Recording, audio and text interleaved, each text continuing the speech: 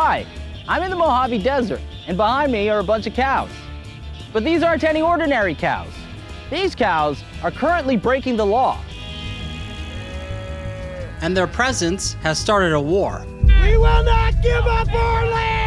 Several federal agencies have surrounded a 600,000-acre section of public land. They're getting ready to launch stuff at us. Get ready. And militia members from around the country continue to arrive in Nevada to join the showdown between a cattle rancher and the federal government.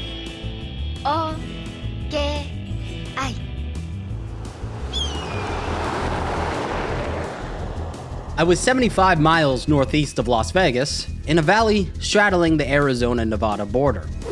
Surrounding me were miles of desert land owned by the United States federal government. And no, I wasn't on a military base.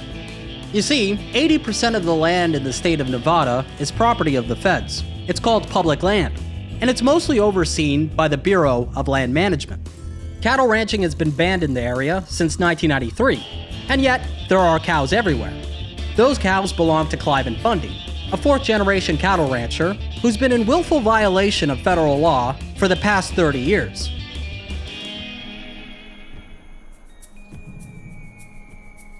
The US government owns roughly 640 million acres, or about 28% of the land in the United States. Now that's 1/3 of the entire country.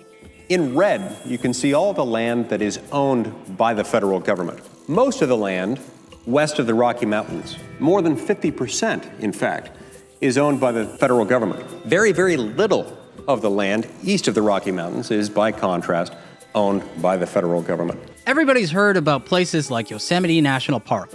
Beautiful landscapes that see millions of visitors a year, mostly for recreation. But more obscure are the public lands administered by the Bureau of Land Management. Historically, these lands have been dominated by Western commercial land users. Ranchers, miners, loggers, the industrial users of the public lands. But then in 1976, something changed. The federal government started putting more of an emphasis on environmental conservation. Since then, there have been many flare-ups, particularly in Nevada, which has become the epicenter of a war between commercial public lands interests and the federal regulators. Today, the war is being led by the Bundy family and their patriarch, Cliven Bundy. Before 1993, Cliven had no problem with the Bureau of Land Management. In fact, he was tied to a lease agreement with them. Every 10 years, he renewed his grazing permit through the BLM. No, not that one, the Bureau of Land Management, and Cliven happily paid for the grazing fees.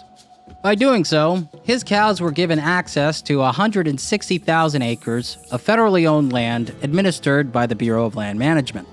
It was actually a pretty good deal. Remember, we're talking about the desert. It's arid.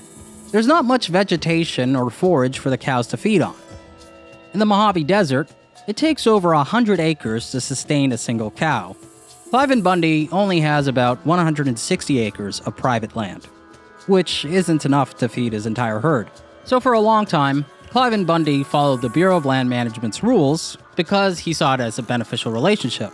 Then in 1993, many different governmental agencies got together and they decided to end cattle ranching in the region in order to protect an endangered species called the Mojave Desert tortoise.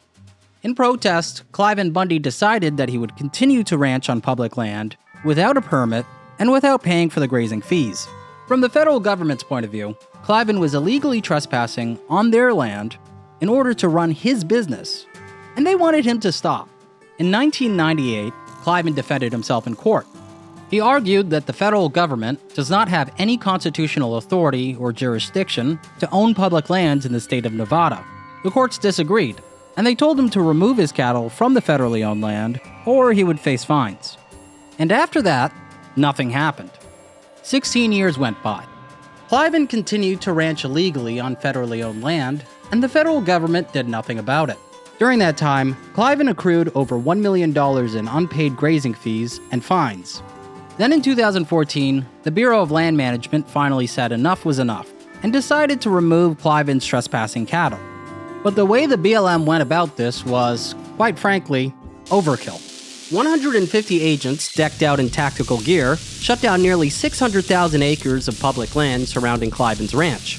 They swooped in with an armed battalion consisting of BLM Rangers, German Shepherds, and snipers. They had command centers. They had, like snipers set on that hill. They had snipers set up on the mountain there. They had 4 different helicopters that I know of. Within a few days, videos spread online of Bundy family members being pushed and tased. And I just saw federal agents throw my aunt on the ground. I saw my cousin get tased 3 times. I saw him pull dogs and stick it on a pregnant woman. Those videos became a rallying call for hundreds of supporters and militia groups who flocked to Nevada to back the Bundys against the federal government.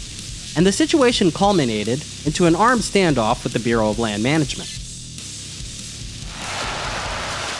While I was in Nevada, I somehow managed to get the Bundys to agree to let me interview them, despite their past experiences with FBI agents who approached them posing as a fake documentary crew. Right to the back, huh? I gotta strain this milk. Oh. Yeah, wash the cow real well and made sure her udder were clean and everything was clean, so the milk going in the bucket's clean. Mm-hmm. Either way, I strain it just to be certain, to clean the milk. And so again, we have. This is Cliven's eldest son, Ryan Bundy. When the FBI analyzed the Bundys in 2011 to see how dangerous a cattle roundup operation might be, they concluded that Ryan Bundy was the most radical family member and the most likely to fight back. 5 years later, Ryan helped lead a 41-day armed occupation of a wildlife refuge along with his brother, Ammon Bundy. Hey, Moroni, go open that gate, please. Are we allowed to do this? Oh, yeah. So this is our range. We're out here all the time. So, Ryan, where are you taking us? Right now, I'm going to take you to the one of the 2 First Amendment zones that the government had put up. Mm-hmm. And what is a First Amendment zone? What is that? Well, the government, in their operations to gather our cattle and to extort us, did not want free speech.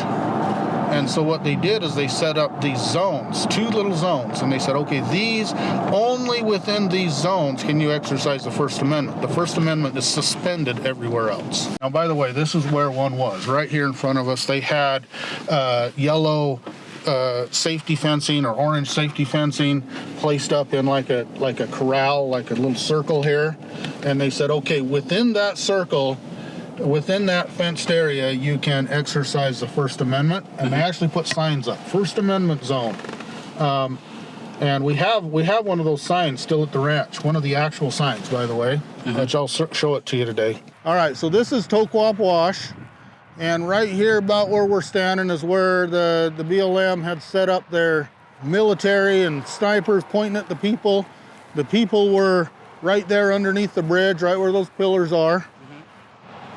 So this is where the main events of April 12th, 2014 took place, right here. They designed this to be the most intrusive cattle confiscation that ever was. They were trying to entice us into retaliating, and therefore it would give them justification to kill us. Have you ever watched the movie Red Dawn? Yep. It was just like that, okay? Just like that. The events of the cattle roundup polarized onlookers.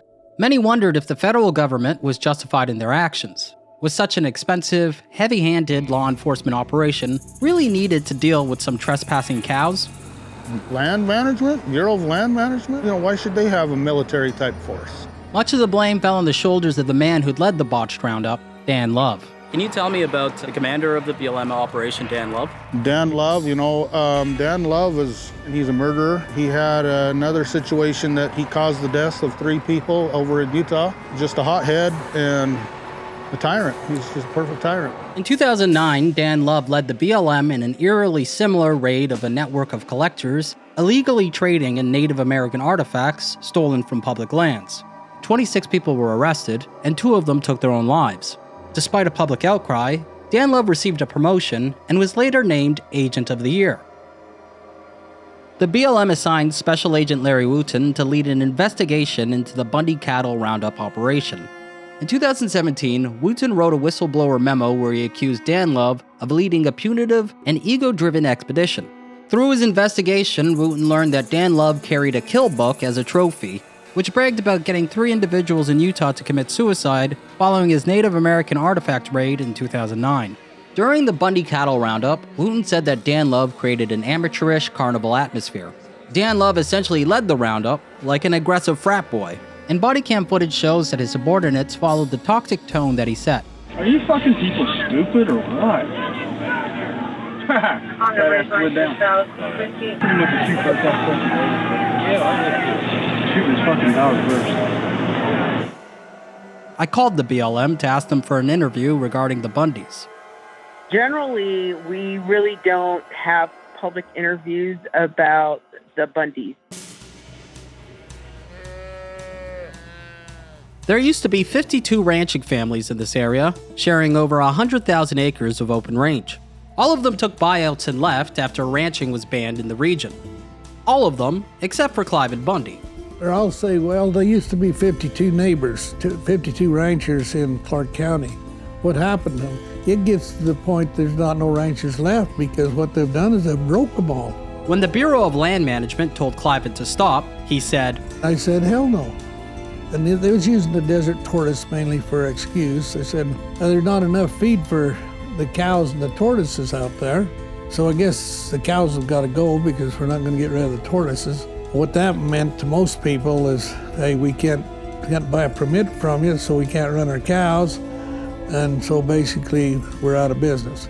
To learn more, I visited Las Vegas to speak with a desert tortoise expert who promised to let me see the rare creature myself. My name's Sarah Mortimer. I'm the executive director with Tortoise Group and staff biologist. Desert tortoises are reptiles, so they are cold-blooded, so they have to move from warm and cool temperatures to control their own body temperatures. That's why their burrows are so important. Desert tortoises are listed as threatened under the Endangered Species Act. Back in the 70s and 80s, they were starting to see extreme declines in populations. There's a variety of factors that contribute to the decline of wild populations, habitat loss being one of the major causes, predation, human and urban development. When desert tortoises were listed under the Endangered Species Act, it put construction in the Las Vegas area to a complete halt. All activities posing a threat to desert tortoises were paused in Clark County, a county home to Las Vegas as well as the Bundy Ranch. Millions of dollars worth of construction projects were stalled, and so was cattle ranching. But developers in Las Vegas were able to negotiate a deal with the Fish and Wildlife Service, a deal which ranchers couldn't match. For a fee of $550 per acre, developers were allowed to destroy desert tortoise habitat found on building sites, and even kill tortoises if need be. Money generated from fees paid by developers was used to increase tortoise protection on federal land south of the city, and to establish a $2.3 million desert tortoise conservation center. Cattle ranchers like Cliven Bundy weren't as lucky as commercial developers. Most ranchers in Clark County had small-scale operations that were barely breaking even, and they couldn't afford to pay mitigation fees like Las Vegas developers. In the end, the BLM used fees paid by developers to buy out cattle ranchers' grazing permits, and a short while after that, it was decided that public lands ranching would be banned in all of Clark County. As Dr. James Skillen notes in his book, This Land is My Land, it was a struggle over county gentrification, in which commercial development won out over ranching. That is what allowed then, with the developers in Vegas, when they needed to protect and preserve some desert tortoise land, the Bureau of Land Management, they went to the ranchers and said, hey, we'll buy you out. A lot of those ranchers looked at the prospects of how many cows they were allowed to run, concerns that there would be more reductions in the future, and said, I'm going to take the deal, I'm going to get out. And the Bundy family is the one family that said, under no circumstances will we do this. Absolutely not. And so I'm the last man standing. These days, Cliven's cows are everywhere in this stretch of the Mojave Desert. Cliven says himself that his cattle are more like wild animals than domesticated cows. He practices a hands-off approach to ranching, letting his cows roam freely and only collecting the ones ready for auction. Because his cattle are largely left to their own devices, some are unbranded, and therefore feral. These feral cows are skittish, likely to charge at you if you get too close. However, the ones that are more accustomed to people just stare you down until they ascertain that you're not a threat. His herd is spread out over hundreds of thousands of acres, feeding on the desert grass and brush which dots the arid landscape. Some of his cows stroll into golf courses. Others wander onto the interstate and cause accidents. Ironically, open range laws in Nevada protect Cliven legally in cases where his cows happen to wander where they're not supposed to. There's cattle, open range, and that warns and places the liability upon drivers that if they hit cows, when they hit cows, then I file on their insurance and get paid for the cow. And then... When was the last time you saw a desert tortoise? I don't know, maybe 2 months ago. 2 months ago? Yeah, and I'll admit, I don't see as many as we used to, but I'll tell you why. It's because the sheep aren't here anymore. Those tortoises will follow the sheep, and they eat the sheep dung. Okay, and then wherever there's sheep, there's tortoises. And the sheep don't come across here anymore. So there's less tortoises. We believe that they might eat the cattle dung as well, but I'm not 100% positive of that. I know where some tortoises are, and I thought I might do a little experiment and see if, make sure that tortoise and dung are both there in the same place and film them, see if they eat it. I haven't done that yet, but I know without a doubt they eat the sheep dung. There has been documentation of tortoises also eating cow manure, so... and that is actually something that the Bundys have said. It's actually noted in a scientific paper. Now, if they're experiencing times of drought and cows are eating up all the plants and that's all they have to eat, of course they're going to eat the cow manure. Here's the interesting thing about that is, they said, oh, the cattle negatively affect the tortoise, and they're like, okay, well, do you have any scientific proof to that? And when it come down to it, they don't. Yeah. There's no scientific proof that cattle do any harm to tortoise.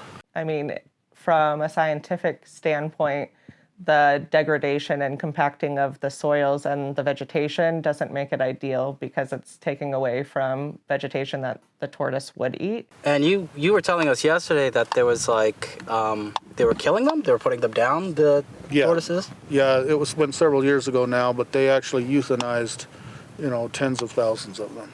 I would reject that. I don't think that the government is just killing tortoises to be killing tortoises. They did have to euthanize ones that were just incredibly sick. All of the animals, to my knowledge, that they could release were released.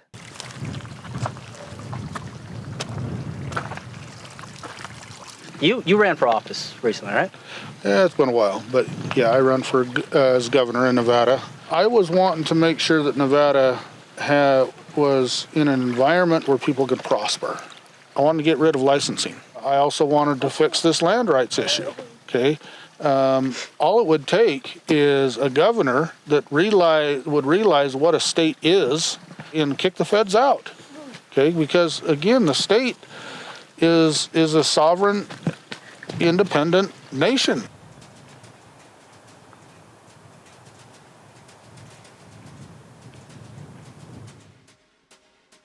Yes, my grandfather did have a lease agreement. Yes, my father had a lease agreement. We did have a contract with the Bureau of Land Management. We did try to abide by their rules and we did pay the grazing fee, but we could see that they were purposely trying to drive the ranchers out of business. Now, this caused my father a lot of stress. He didn't know what was right at the time. He didn't know what to do. I don't have the knowledge I have now, but I'm not going to just give up. He began to do some study, and he started to realize that the land does not belong to the federal government. It belongs to the state and to her people. According to the Bundys, Nevada and the rest of the states in the United States of America are independent and sovereign nations. And that's one thing that we in America don't quite understand. We've been taught that it's one nation under God, indivisible. No, that's not true. It's not one nation. We're 50 nations. The Bundys' theory goes something like this. The federal government is simply an entity that's given power by the states and the people, mainly for the purposes of defense. They argue that it's unconstitutional for the federal government to own public land unless that land is being used for military bases. The Bundys base their claims on 3 passages of the United States Constitution, a document which they consider to be divinely inspired. Those passages are the 10th Amendment, the Enclave Clause, and the Supremacy Clause. Constitution if Congress has authority to own land, it will be in the Constitution. Article 1, Section 8, Clause 17. It's on page 7. Forts, magazines, arsenals, dockyards, and other needful buildings. Those are only 5 reasons that Congress can own land. Okay, in other words, wildlife refuges, national parks, monuments, Bureau of Land Management, Forest Service, none of these are within the purview of the Constitution. To me, the Constitution is so simple. It's easy to read. You know, I can understand it. The federal government has no authority to own land within an admitted state of the Union except for Article 1, Section 8, Clause 17, military bases, arsenals, dockyards, other needful buildings. If it's not in the Constitution, it shouldn't even be discussed. And one thing that I am a constitutionalist to the point I do understand a lot about the Constitution. And I know the Constitution is the supreme law of the land. I don't have no problem with the federal government. Let's put it that way. I don't think the federal government has any jurisdiction. And I know the federal government don't own this land. When I returned home to Toronto, Ontario, I set up a video call with Dr. James Skillen, a public lands expert, to ask him if the Bundys' constitutional theories had any legal merit. So, are the Bundys correct when they say that it's unconstitutional for the federal government to own public land that isn't used for military bases? No.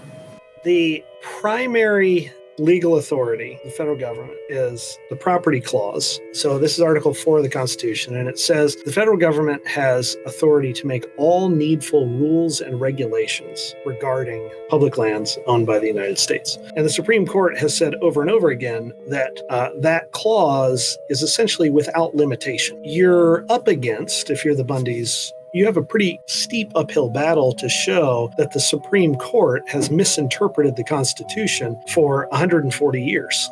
When you hear the Bundys referring to the Constitution, oftentimes they're referring to it as a divine document. When I talked to Cliven Bundy, he essentially said, Jesus wrote the Constitution. These are battles over land that come from a religious understanding.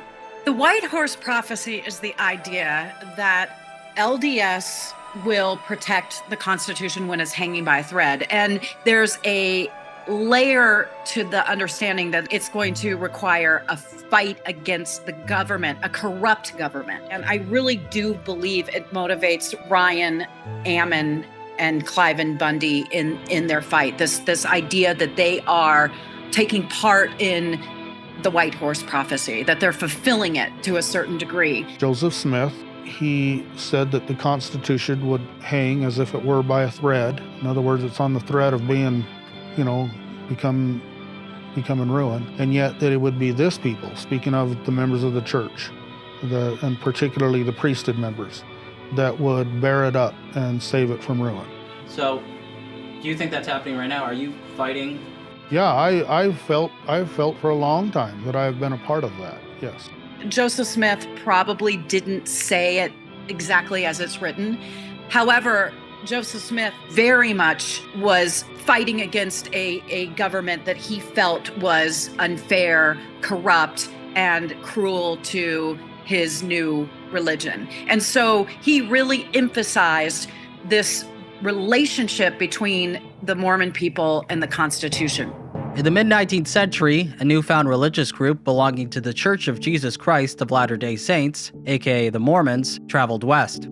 Mobs ran Mormons out of New York and Ohio. In Missouri, an extermination order was issued against them. And in Illinois, Joseph Smith was murdered by a mob. When the Mormons arrived in Utah, a part of Mexico at the time, they felt like the ancient Israelites fleeing Babylon.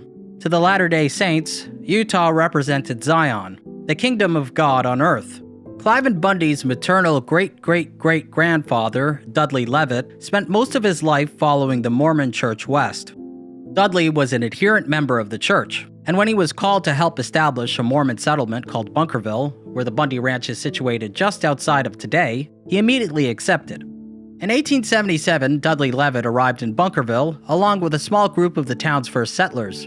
They were there on behalf of the Mormon Church in order to follow a style of communal living called the United Order. Bunkerville began as a utopian commune with settlers who shared all goods and labor in common. It sounds like communism because it kind of was. The United Order of Bunkerville only lasted 2.5 years before it was dissolved in 1880. Just a quick aside, Cliven Bundy's maternal ancestor Dudley Levitt lived a fascinating life. He was a polygamist and believed that the practice, which Mormons called plural marriage, was necessary for eternal salvation. Because of that, he spent years dodging U.S. Marshals who raided Bunkerville in search of Mormon polygamists. He also liked to taunt law enforcement to try and stop him. Visit the Bunkerville Cemetery to see where Dudley is buried next to his 5 wives. Because I know you're wondering, he had a total of 48 children.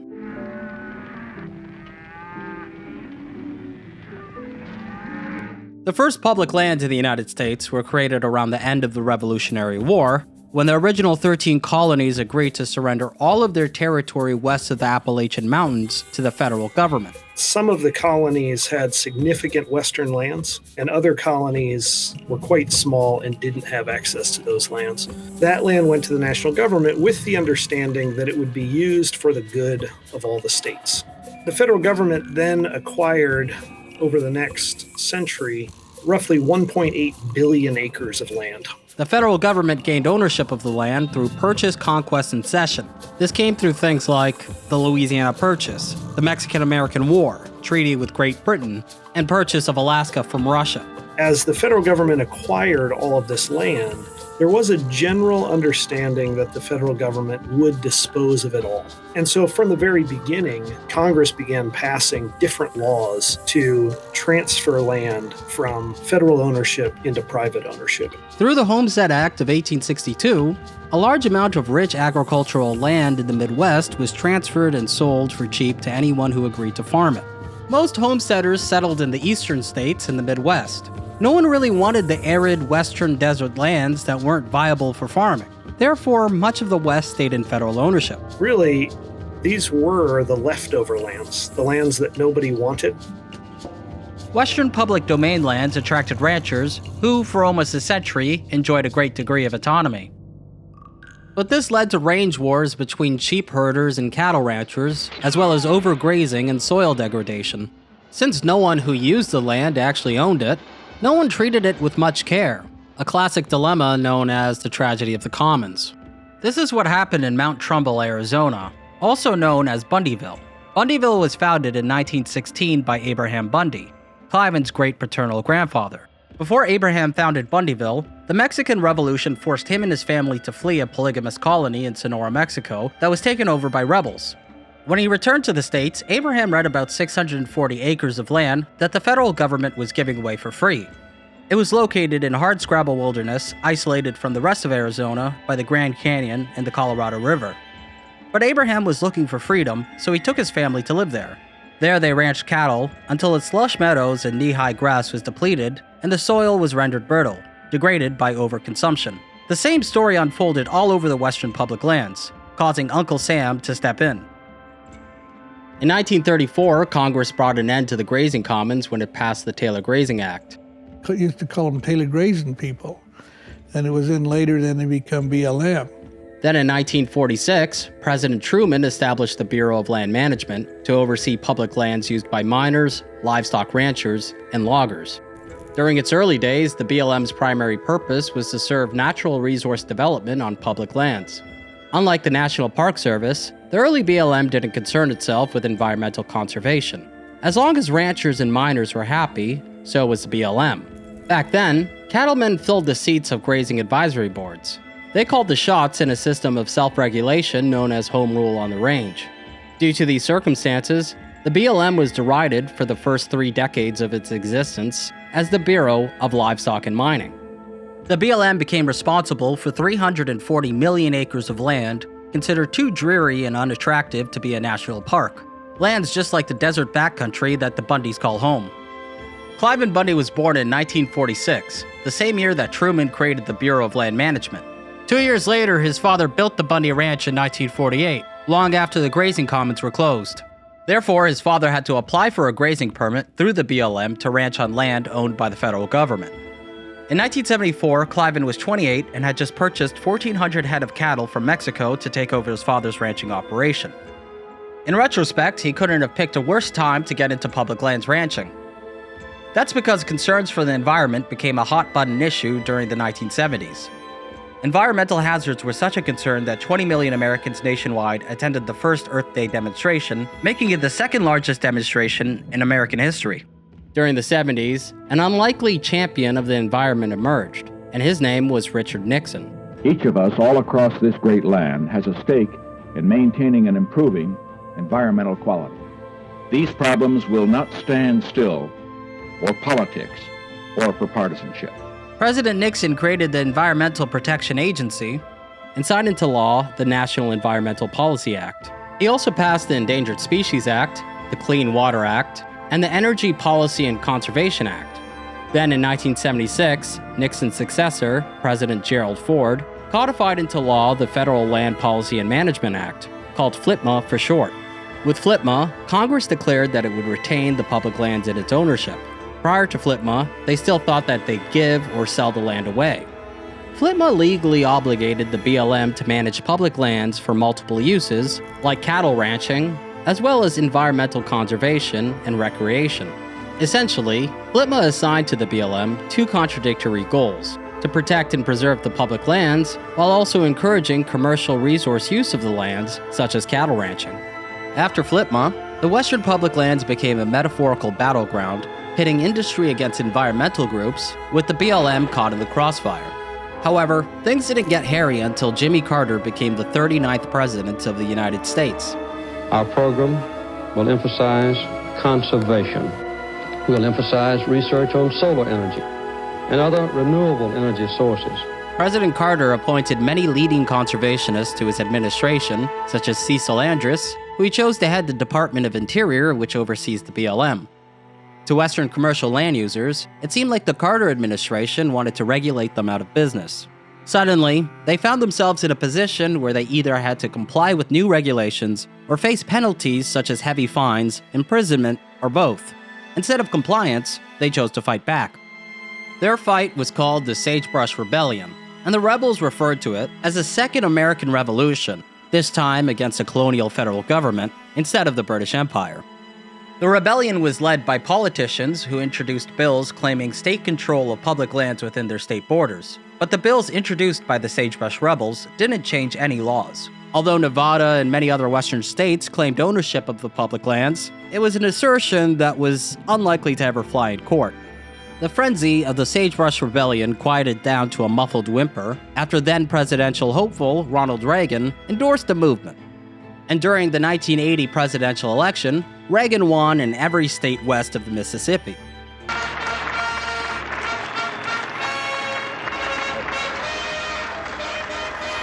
Although President Reagan's administration eased the anxieties of public lands ranchers like Cliven Bundy, the environmental laws passed through the 70s were still in effect, and environmental groups continued to sue federal regulators into following laws like the National Environmental Policy Act. In the Pacific Northwest, the spotted owl, an endangered species, brought the public lands logging industry to its knees. Witnessing this greatly disturbed Cliven, who became certain that the federal bureaucrats would come for him next. As tensions heightened, Cliven heard environmentalists chant, "No moo by 92, cattle free by 93.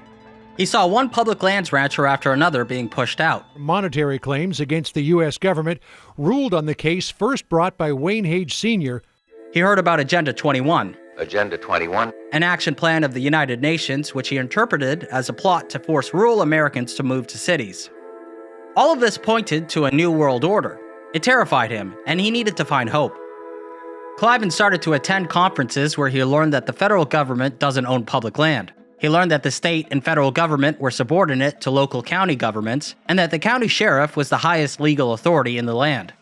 His friend, a neighboring rancher named Keith Ney, shared with him a book he assembled containing arcane Mormon scripture and constitutional theories that rejected the concept of federal land ownership outside of a set of very narrow circumstances. Learning these things gave Cliven a great sense of relief.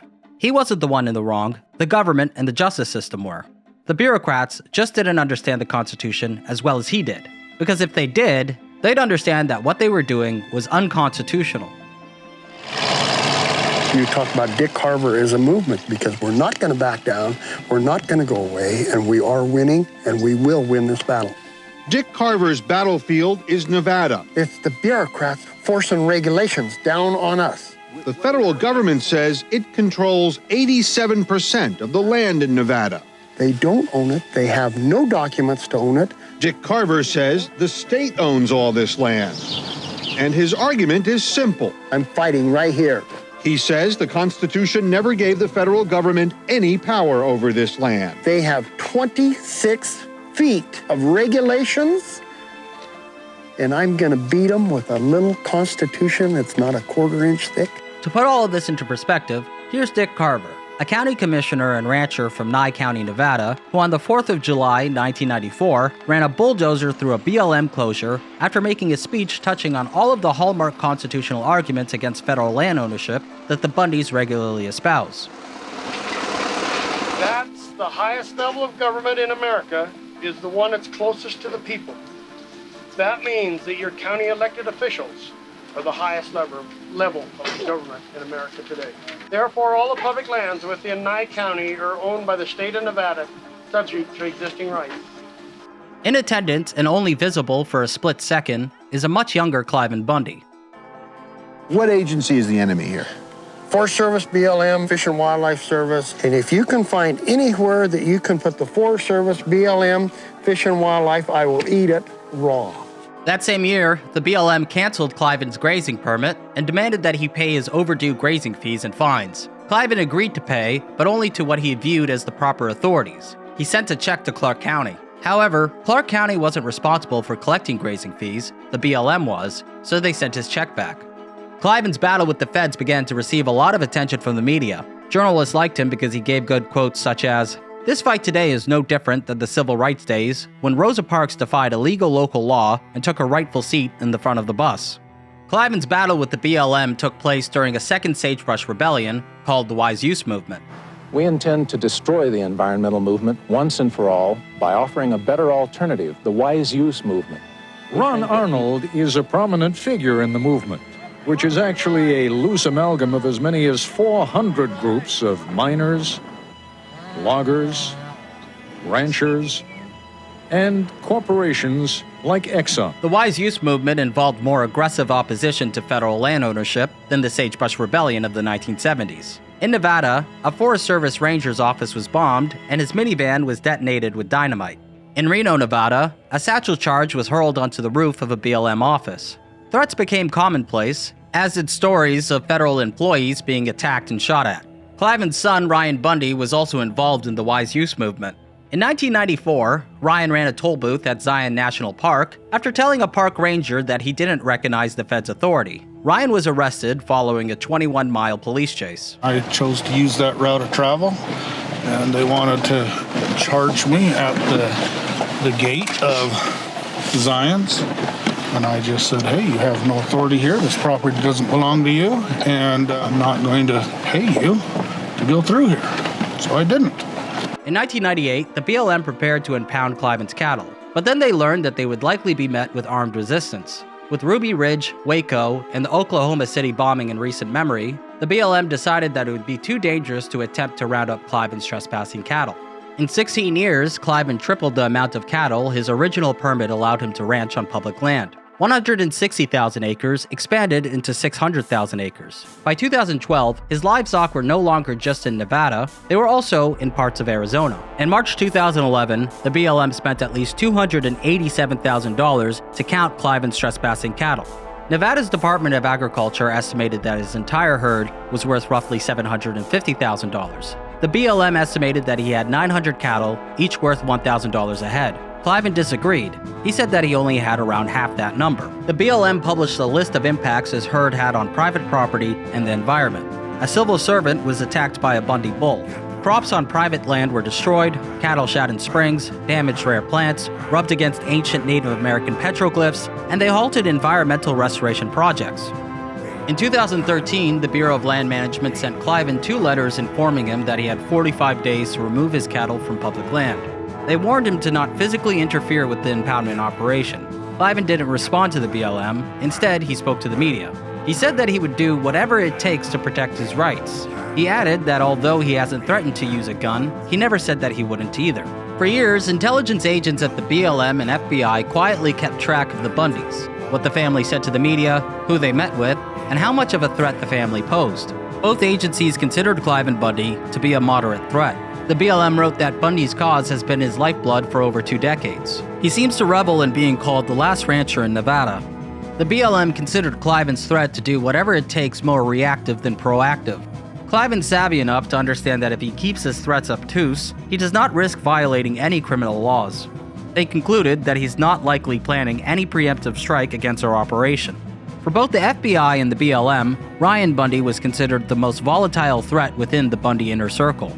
On March 17, 2014, 2 special agents with the BLM spoke to Ryan Bundy on the phone to let him know that they were prepared to remove the trespassing cattle. We really want to know if we're going to have any type of physical problems with you guys, because we want to avoid that at all costs. I'll tell you the best way to avoid that is to start the hearing to the Constitution, set the rights here that you are violating, and simply do not show up. I have to be honest, and I have to inform you that that's not an option.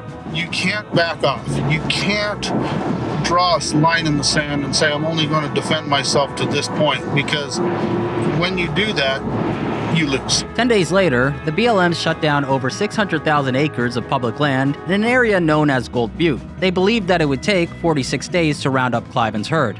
The BLM cattle seizure operation was dubbed Operation Gold Butte. The entire operation was estimated to cost $3 million. Nearly $1 million would go to a roundup firm that would supply the BLM with contract cowboys. $78,000 was paid to a firm in Utah to auction the seized cattle. The BLM's decision to auction Cliven's cattle in Utah quickly became a problem. Cliven's unbranded feral cattle were unvaccinated. County commissioners in Utah balked at the notion of bringing feral cattle across state lines where they could infect Utah herds. So they passed a resolution to keep Cliven's feral cattle out of the state. Operation Gold Butte was planned based on a military model called the ICS system. A vast BLM command post was built 7 miles away from Bundy Ranch.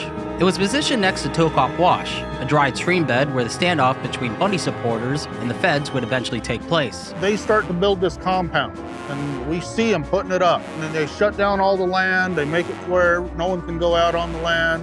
They put guards on every little teeny road. Anyone who stepped off the pavement, they were attacking. 83 armed BLM Rangers were deployed. Some BLM Rangers were responsible for protecting 19 contract cowboys. Contract cowboys would bait cattle into traps with the support of a low-flying helicopter. 29 FBI personnel were deployed with SWAT teams, snipers, and 2 hostage negotiators on standby. They also brought a mine-resistant armored protected vehicle, as well as 4 helicopters equipped with forward-looking infrared and high-elevation target support. In total, 213 personnel from multiple federal agencies were assigned to the operation. The BLM set up 24/7, 360-degree visual surveillance surrounding Cliven's home. Observation teams equipped with night vision goggles and scopes took up elevated positions around the ranch. The BLM set up surveillance cameras on a hill overlooking Cliven's home. One of those cameras was later destroyed by Ryan Bundy. When they were setting up cameras, they said that you came in the middle of the night and knocked them out? No, that's not true. I did it in broad daylight. Before Operation Gold Butte began, Cliven was desperate to get through to the one man he believed could put a stop to the BLM roundup, Clark County Sheriff Doug Gillespie. Sheriff Gillespie oversaw the 7th largest police department in the entire country, the Las Vegas Metropolitan Police Department, known as Metro. Because of that, Sheriff Gillespie had serious political sway, but not enough to stop federal agents backed up by a court order. Cliven told Gillespie that as sheriff of Clark County, Nevada, he was the highest law enforcement authority in the land. Cliven said he could simply tell the feds no and send them packing. When Sheriff Gillespie tried to explain to Cliven that that wasn't the case, he didn't listen. In an unusual move, he took Cliven to speak to 2 attorneys, but their advice also fell on deaf ears. Sheriff Gillespie later said he had little success in dealing with Cliven because he would not recognize the federal government. I don't have no problem with the federal government. Who do I have problem with? I have problem with my county sheriff for not protecting my property. It's your job to protect my life, liberty, and property. The sheriff could have put a stop to it at any time, because when it comes to law enforcement authority, there is no one else that has the law enforcement that the sheriff does. The feds don't have it. Dan Love, the BLM special agent in charge of the Bundy roundup, didn't share Sheriff Gillespie's soft touch. Gillespie tried to convince Dan Love to conduct the roundup during fall instead of spring, which was calving season. He suggested that it would be inhumane to chase birthing cows with helicopters and ATVs under the hot sun. Dan Love brushed him off. The BLM felt that it was the perfect time for a roundup since Clive and Sons weren't at the ranch. Ryan Bundy was busy in Utah protesting the cattle auction firm, so there would be less of a risk of a confrontation. Initially, Sheriff Gillespie agreed to assist the BLM with Operation Gold Butte, but after talking to Dan Love, he changed his mind. Sensing danger, the sheriff pulled Metro Police out. A cattle roundup is now underway. With only 75 taken of the 500 cattle Bundy says he has, this is just the beginning. And our battle's going to go on for months, so if they want a long, good, hard battle, we're ready. What does that mean? Well, whatever it takes, let's put it that way. When the roundup began, there was only a small amount of interest from the public. Most of the protesters present were Bundy family members, friends, and ranchers. Initially, the only opposition the BLM faced occurred when they tried to get protesters to use the First Amendment areas. Not the place to do it. If you feel like you want to express your First Amendment rights, we have a First Amendment area set up for you guys. We'll have to have you move over to the First Amendment area, okay? It's obvious that you guys are out here conducting surveillance. We don't want any trouble. We don't want any trouble with you guys, right? And I don't think you want any trouble with us. I'm not wrong here, right here. I understand. Ma'am, I understand that, but sometimes it's better just to move on than to ramp things up. If you want to go to your First Amendment area, then you're fine by going to the First Amendment area. Great speech, though. This is where we're protesting? You could save your comments until you're completely loaded into the cage. Okay, have fun, enjoy your right to free speech. The Armed Forces welcomes your dissent. On April 6, 2014, Clive and son Dave Bundy, a commercial pilot, pulled onto the shoulder of State Route 170 to film the BLM roundup on his iPad. 20 minutes later, he was joined by Ryan Bundy, who arrived in a white van with his children seated in the back. BLM agents told Dave Bundy to stop filming and to relocate to a First Amendment area. Dave Bundy argued that he was in his right to film since he was standing on the shoulder of a state highway. Moments later, BLM agents tackled him to the ground and arrested him. The problem is they didn't have any authority to arrest. No arrest authority is what this is? They couldn't keep him because they didn't have any authority to arrest him to begin with. When that happened, in the meantime, I was over there by that other hill, and they put snipers up on the hill pointing down at me. Ryan Bundy watched from his van while his brother was being cuffed. I was greatly outnumbered. I knew they had a sniper on me. I didn't want to leave my brother, but what else was I to do? I mean, they had their finger on the trigger, so to speak. Leave now, sir. Leave. We're not playing this game all day. Leave. Okay? Now. I'm gonna drag you out of the car, okay? Here in a second. Leave now. The next day, Dave Bundy was let go. He was cited for failure to disperse and for resisting arrest. His charges were later dropped. Back at the ranch, Cliven was furious. He was mad that his son was arrested. He was mad that Sheriff Gillespie wasn't stepping in to stop the BLM. And he was mad that his cattle were being seized. Cliven knew that he needed a massive supporters to show up. With enough people, the BLM would fail. Cliven, a devout Mormon, learned through a personal revelation from God that over 200 people would turn up. He told his family to have plenty of rations ready to feed supporters. They were going to hold a rally.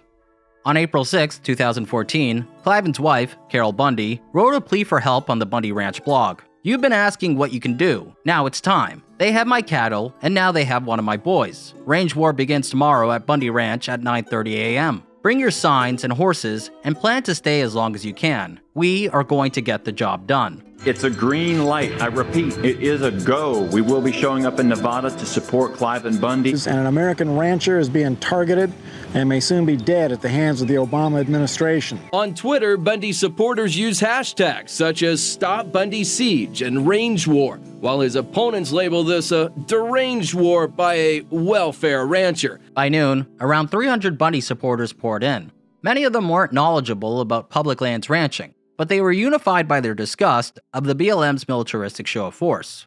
To Cliven supporters, the BLM were tyrannical feds staging a land grab and forcing an innocent man off of his private property. And it didn't matter that the BLM wasn't actually rounding cattle off of Cliven's private property. To his supporters, Cliven's fight was a fight for the future of the country. Federal regulators had gone after their religious beliefs, their guns, and their schools. To them, Cliven represented a traditional American lifestyle. He was a genuine icon of a bygone era that godless government bureaucrats were trying to erase. Growing by day and night, with people from well beyond Nevada driving for hours to join in, bonding by campfires. They say they're fighting for something way bigger than cows. Western United States citizens, ranchers, rural folks like this are the modern-day Indians. We're being driven off of our lands. We're being asked to, or forced into reservations known as cities. As more Bundy supporters trickled in, so did Cliven's son, Ammon Bundy. Prior to the cattle roundup, the BLM and FBI considered Ammon to be the least threatening Bundy family member. But as Ammon told me on the phone, witnessing the BLM cattle seizure operation set his life trajectory way off course. I had this perfect little life, making lots of money and really comfortable, and I show up at the Bundy Ranch and see a full assault in military style, and I see them, destroying my father's ranch, and I began to inquire more and more and realizing that the whole damn thing's corrupt. On April 9th, someone witnessed a convoy of BLM vehicles escorting a dump truck hauling a backhoe. There's only one reason why they would have a backhoe and a dump truck up there, and that is because they're cleaning up their mess from killing the animals. Upon hearing that the BLM might be killing cattle and destroying water infrastructure, Ammon hopped onto an ATV to investigate. Before he got there, protesters on Riverside Road met with the BLM convoy as it was exiting a trail. This broke out into an altercation between protesters and the BLM. First, Cliven's sister Margaret Bundy Houston was tackled to the ground by a BLM agent. Following that, Ammon approached on an ATV. Then he tried to get a better look inside of the dump truck to see if it contained dead cattle. When BLM agents noticed what he was doing, they charged towards him, drawing tasers.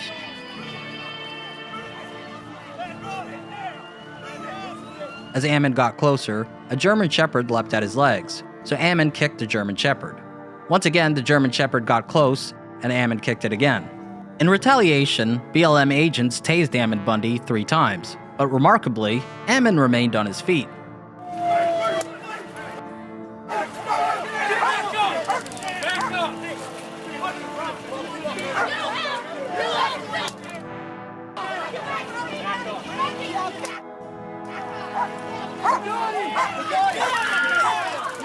It was at this moment that Ammon Bundy emerged as a leader in the Bundy movement.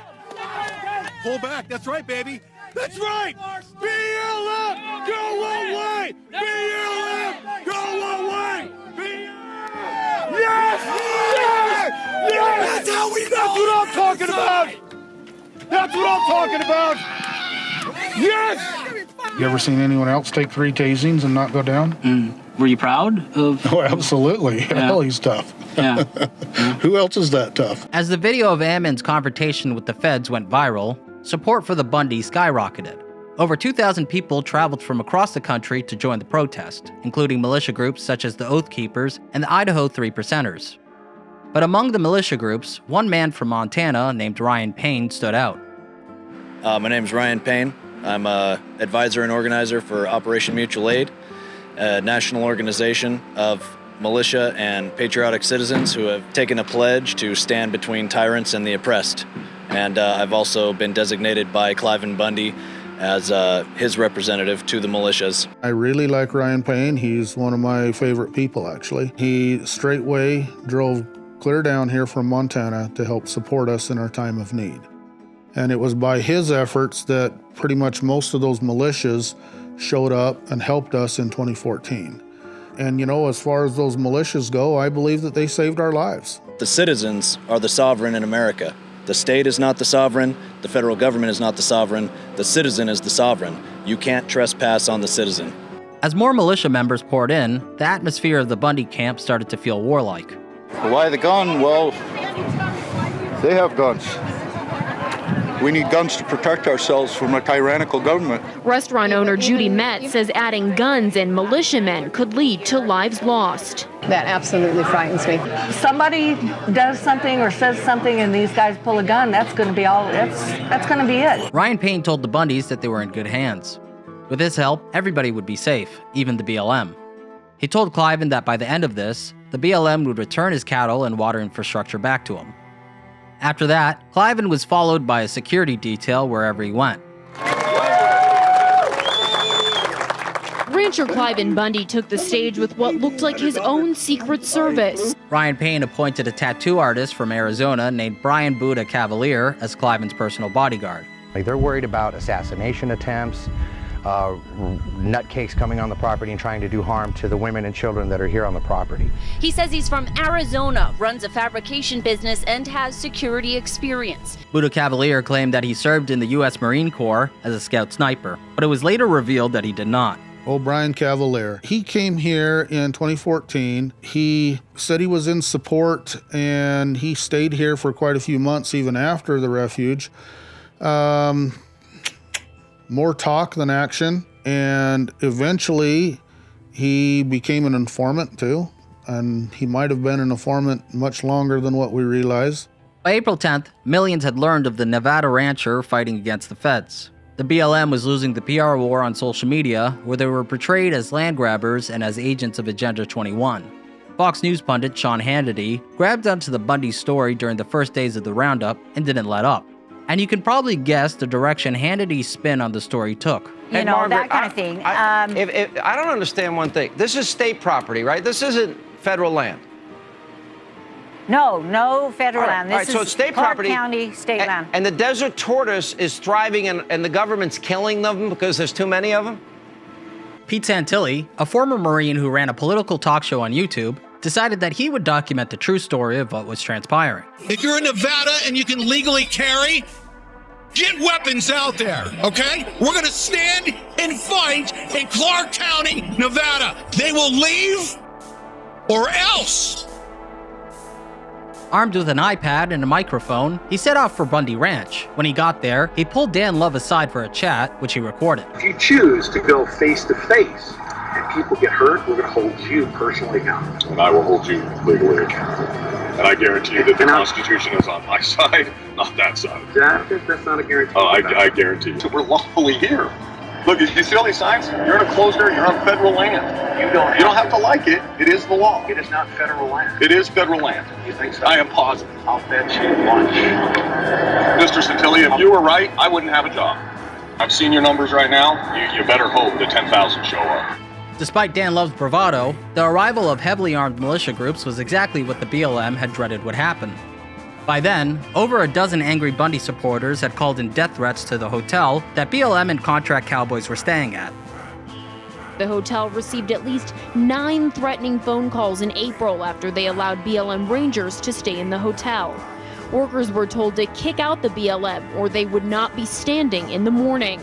One Mesquite hotel worker who didn't want to go on camera said he was told by an anonymous militia member that he would be, quote, dragged out in the parking lot and shot. That same day, Dan Love and his superiors attended a conference call with the Deputy Assistant Director of the FBI. The FBI stated that the armed militia gathering was unprecedented. The FBI recommended that the BLM extend an olive branch to the Bundys. They should come to an agreement before they made any attempt to retreat. Although Dan Love agreed to end the roundup, he refused to let go of the 377 cattle that the BLM had seized. Dan Love's ego wouldn't let him accept defeat. On April 12th, the Bundys held a rally. Coincidentally, the rally took place at the same time that the BLM put out a press release announcing that they would end the cattle roundup operation. Sheriff Gillespie attended the rally to tell the Bundys and their supporters that the BLM were pulling out. Gillespie wanted to discuss a compromise with Cliven in private, but Cliven told the sheriff that he'd only speak to him in front of the people. In Sheriff Gillespie's mind, he was there to share good news, which would surely ease tensions. Little did the sheriff know that Cliven had prepared a list of demands. This is what we the people are asking this morning. Disarm the Park Service. Take your county bulldozers and tear down the entrance places where they ticket us. We want those arms delivered right here under these flags in 1 hour. 1 hour. And if they're not done, then we'll decide what we're going to do from this point on. Do your job, Sheriff! Do your job! What Cliven was demanding was impossible. Essentially, he was telling Sheriff Gillespie to go to war with the federal government on his behalf. Cliven gave the sheriff 1 hour to not only destroy federal infrastructure, but also to disarm the feds and to pile their weapons on the protest stage. Sheriff Gillespie had no intentions of doing what Cliven wanted. Instead, he drove straight to the BLM command post to speak to Dan Love. Sheriff Gillespie told Dan Love that the situation was dangerous and he should release Cliven's cattle. Dan Love wouldn't budge. Dan Love said that the cattle were federal property and what would happen to them would be his decision. Sheriff Gillespie wanted the situation to end peacefully, but the stubbornness of both Cliven Bundy and Dan Love made achieving peace seem impossible. Therefore, Gillespie drove to Las Vegas to speak to the governor, leaving Assistant Sheriff Joe Lombardo in charge. By 11:15 a.m., the 1-hour deadline that Cliven set for Sheriff Gillespie had passed. Cliven didn't see any stockpiling of federal weapons, and he didn't hear about toll booths being bulldozed down.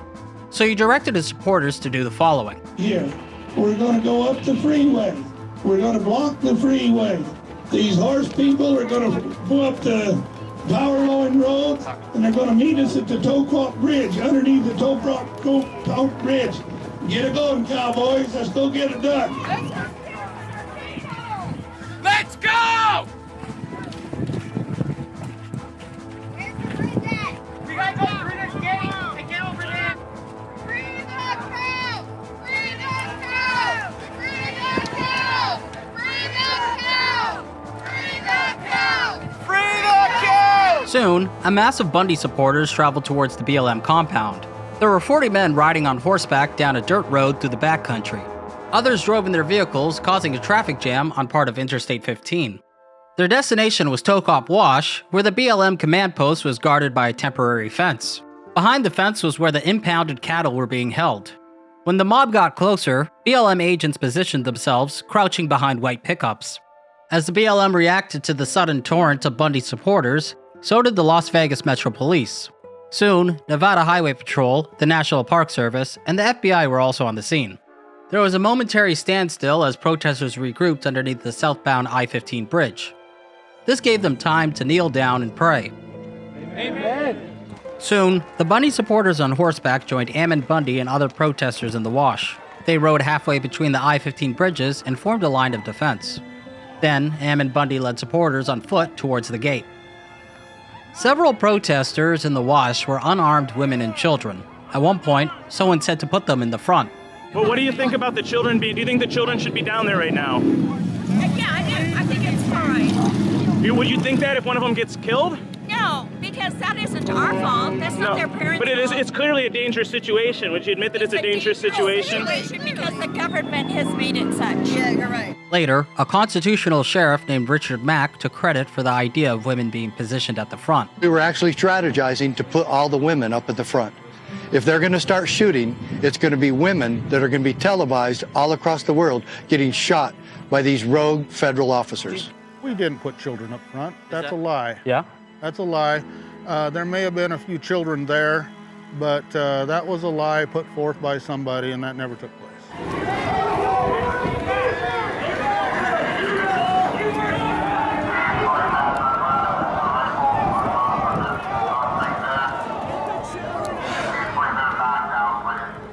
Over the radio, Dan Love gave BLM agents permission to launch pepper spray into the crowd, but agents in the wash decided against it since it would be too dangerous. At least 200 protesters were in the wash, and even more were on top of both bridges. The BLM agents knew that they were fish in a barrel. One of the most notable photographs from that day was of a man named Eric Parker laid prone on the highway and pointing his Sega 223. There were several other protesters positioned like Parker was on the bridge. Although the BLM had snipers on top of mesas above, it was clear that if a car backfired, the situation would erupt into a bloodbath. These people who were here, they're not under our direction. We're not telling them what to do. And yes, there were several of them who stood up and were pointing rifles back, which was the best thing that could have happened.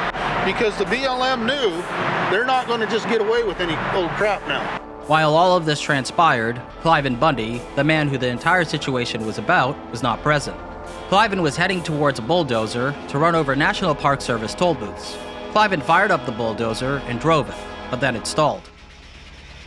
Unsure of what to do, he prayed, and God spoke to him. This is not your job, this is their job. God's words convinced Cliven to leave the fight to his supporters. Would you say that God was on your side? Absolutely. There was no question. I mean, the Spirit of the Lord was here so strong that day. You ask anybody that was here, they will tell you how spiritual and special it was. It was a very special feeling. I was seeking guidance. And because I was seeking guidance, and direction of what do we do? What do we do? How do we contend against this?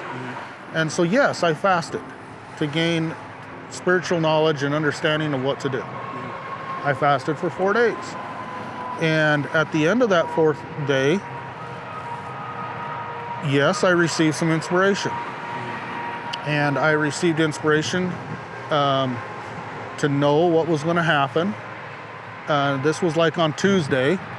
I knew what was going to happen Saturday. I seen it all in my head, so to speak. I knew what was going to take place. I knew where it was going to take place, and I knew what the outcome was going to be. During the standoff, Ryan Bundy spoke to Assistant Sheriff Joe Lombardo. Ryan wanted him to put a stop to the tense situation. People would die, he said. The Assistant Sheriff agreed. Lombardo knew that the only way things would end peacefully was if Dan Love released the cattle. Shuttling back and forth between the Bundy forces and BLM was Assistant Sheriff Joe Lombardo, who'd been left in charge by Sheriff Doug Gillespie. The bottom line is bloodshed over cattle, unacceptable.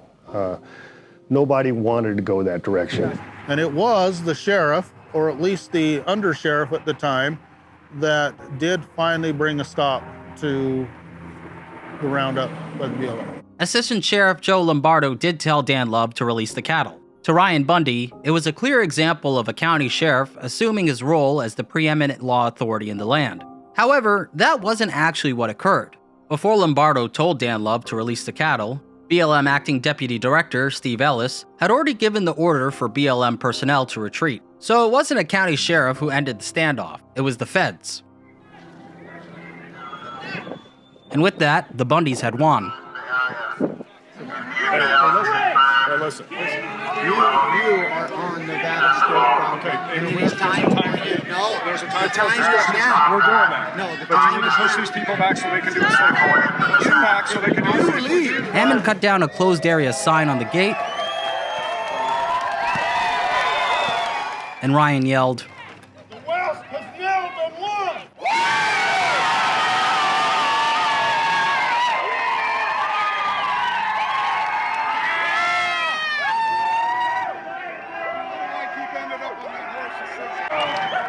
Bundy supporters on horseback rode to the BLM's corrals to release the cattle. As the cattle made their way through Tokop Wash, Bundy supporters were instructed to stay absolutely silent so as to not spook them. I am so happy I get to open the gates. I get to open the gates and let our babies out, our calves. They get to go back home. They get to go home to the river. We just took one hill. We're going to take Capitol Hill next. And to see those people with the feds with their guns trained on them saying, we will shoot you, keeping their guns at their side and marching saying, go ahead and shoot us. And when it does, we're going to shoot back, but only after you pull the trigger first. It was literally Lexington and Concord Part 2, but the globalists backed off this time. And let me tell you something, they backed off because they're smart and they know humanity's got the power. And they know in the breast of every man, woman, and child out there beats that idea of liberty.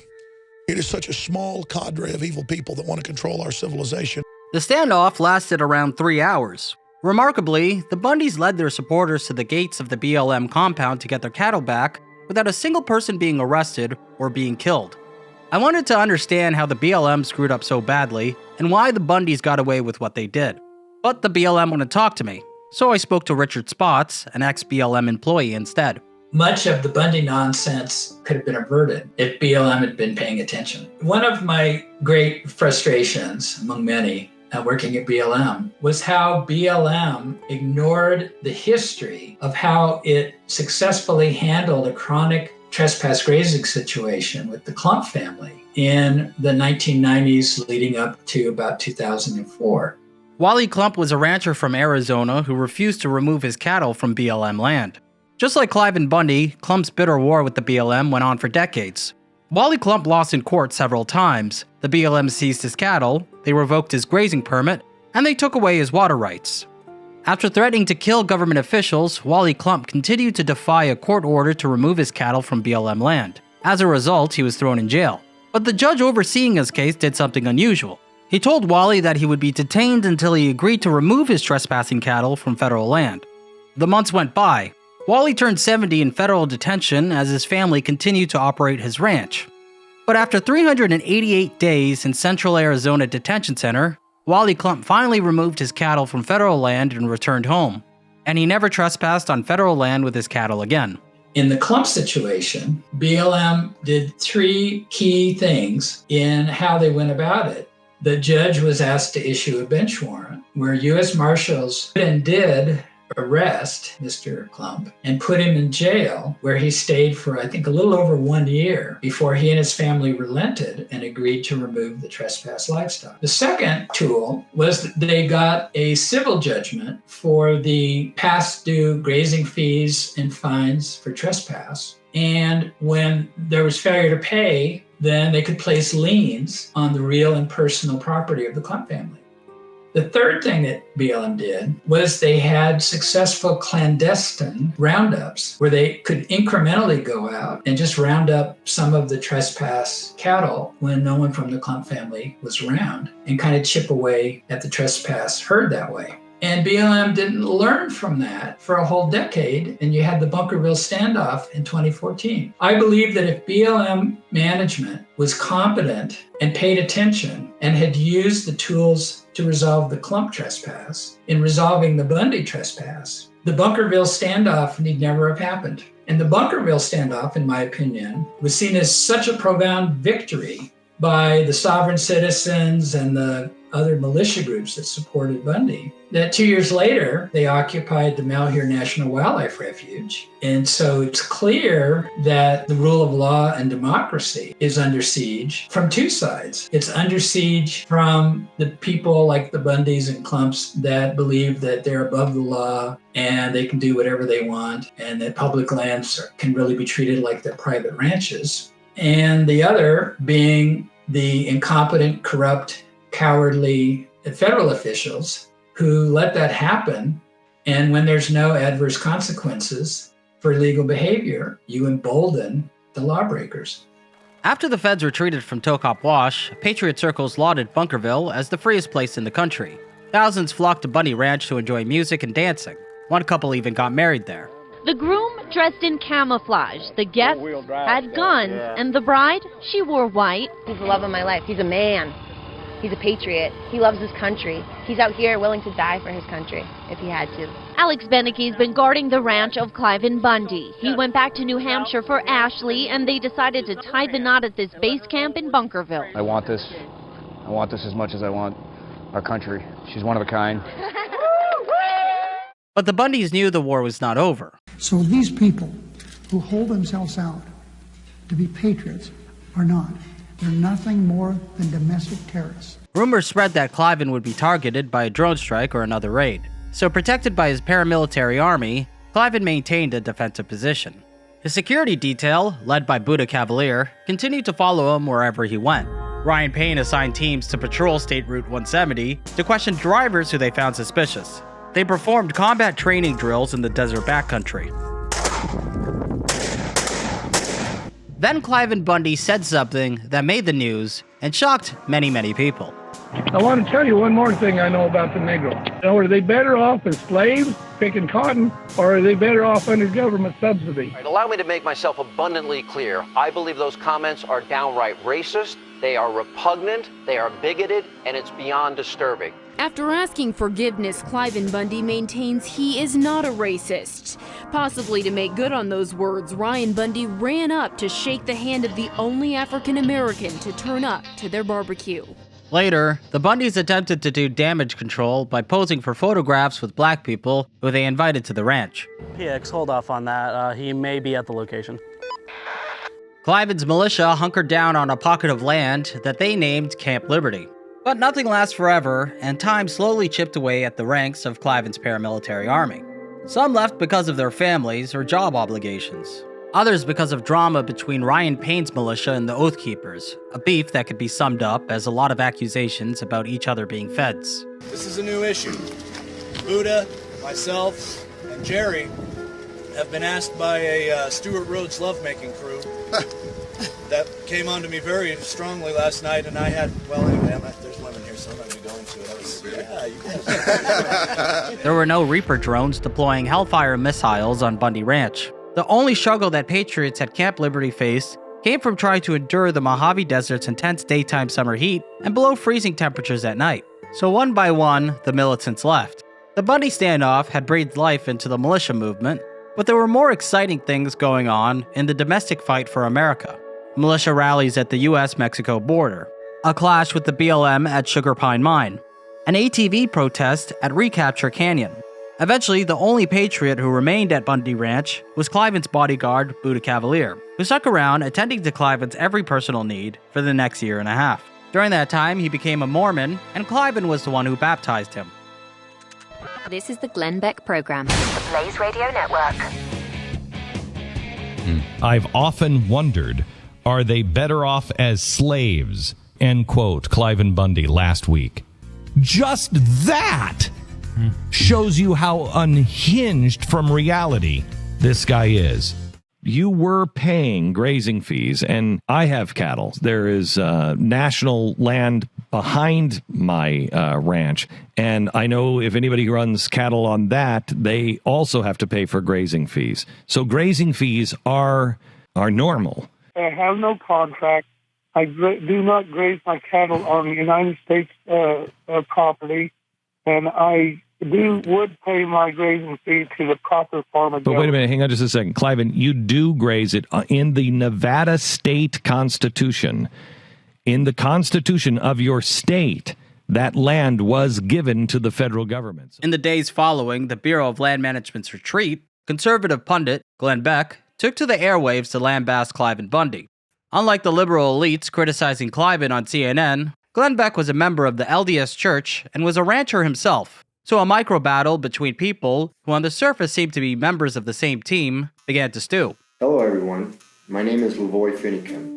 I'm a neighboring rancher to Cliven Bundy on the Arizona side of the border. Here's Lavoy, and at this moment, Lavoy's torn. Not only was he a great fan of Glenn Beck, but he had also been at the standoff to support Cliven Bundy. Lavoy Finicum was a Mormon public lands rancher who was one of the cowboys on horseback during the Bundy standoff. I'm a neighboring rancher to Cliven Bundy on the Arizona side of the border, and I feel I'd like to make this video to maybe offset some very powerful voices such as Glenn Beck, where I believe that we've been misrepresented. My husband was upset about that, and I can't remember if it was 1 or 2 days after he'd been home from the stand, but Glenn was on the television talking, and he says, that makes me so mad. He says, I'm going to call Glenn Beck. And I'm going, right. You're going to call Glenn Beck. Okay, whatever. Hello, Lavoy. Hello, Glenn. How are you? I'm very good, sir. I was there. I rode all day with the Bundy boys. And I hope I can say just a few words, Glenn, sure, that might soften your heart. We weren't there to cause a fight and to get anybody killed. We knew that if we didn't ride up there with the intent that we were coming to get our cows, even at the cost of our lives, that we were going to stand for our personal property rights. And then when federal agents finally pulled back, we said, boys, do not be flipping the birds. Do not be catcalling at those federal agents. The difference is you were willing to be shot and lose your life for what you believed in, but you were not willing to shoot. No. Right. There's the huge difference. There is nothing to be gained. And Lavoy, you know this. You just reflected this, and I thank you for your call. It doesn't mean you don't stand your ground. Martin Luther King, Rosa Parks definitely stood their ground. It's how you stand your ground that makes all of the difference in the world. He tried to tell Glenn his side of it. And as he was telling me, he got a few sentences out, but then the interview was over and it was done. It was quick and over with. And after the Bundy thing, that's when he said, I don't care to listen to Glenn anymore. He's too close-minded. So I have strong feelings about that, about how we were misrepresented by powerful voices. Nobody could have hurt us more than you, Glenn Beck. You owe them an apology. After the Bundys won their battle against the BLM, Lavoy returned home. Life went back to normal. He and his wife Jeanette looked after foster children. It was their main gig. Ranching alone didn't pay the bills. But being a rancher was Lavoy's dream. Everything I have is tied up into this. My home, my life. I spent my lifetime trying to obtain a ranch. I loved as a young boy riding with my dad, chasing some cows on the weekend and stuff. And I always wanted to raise my family out here. Lavoy followed the rules all of his life. He was clean cut, didn't smoke or drink, never even got a speeding ticket. However, witnessing the Bundy standoff left a profound impression on his psyche, the likes of which he couldn't shake.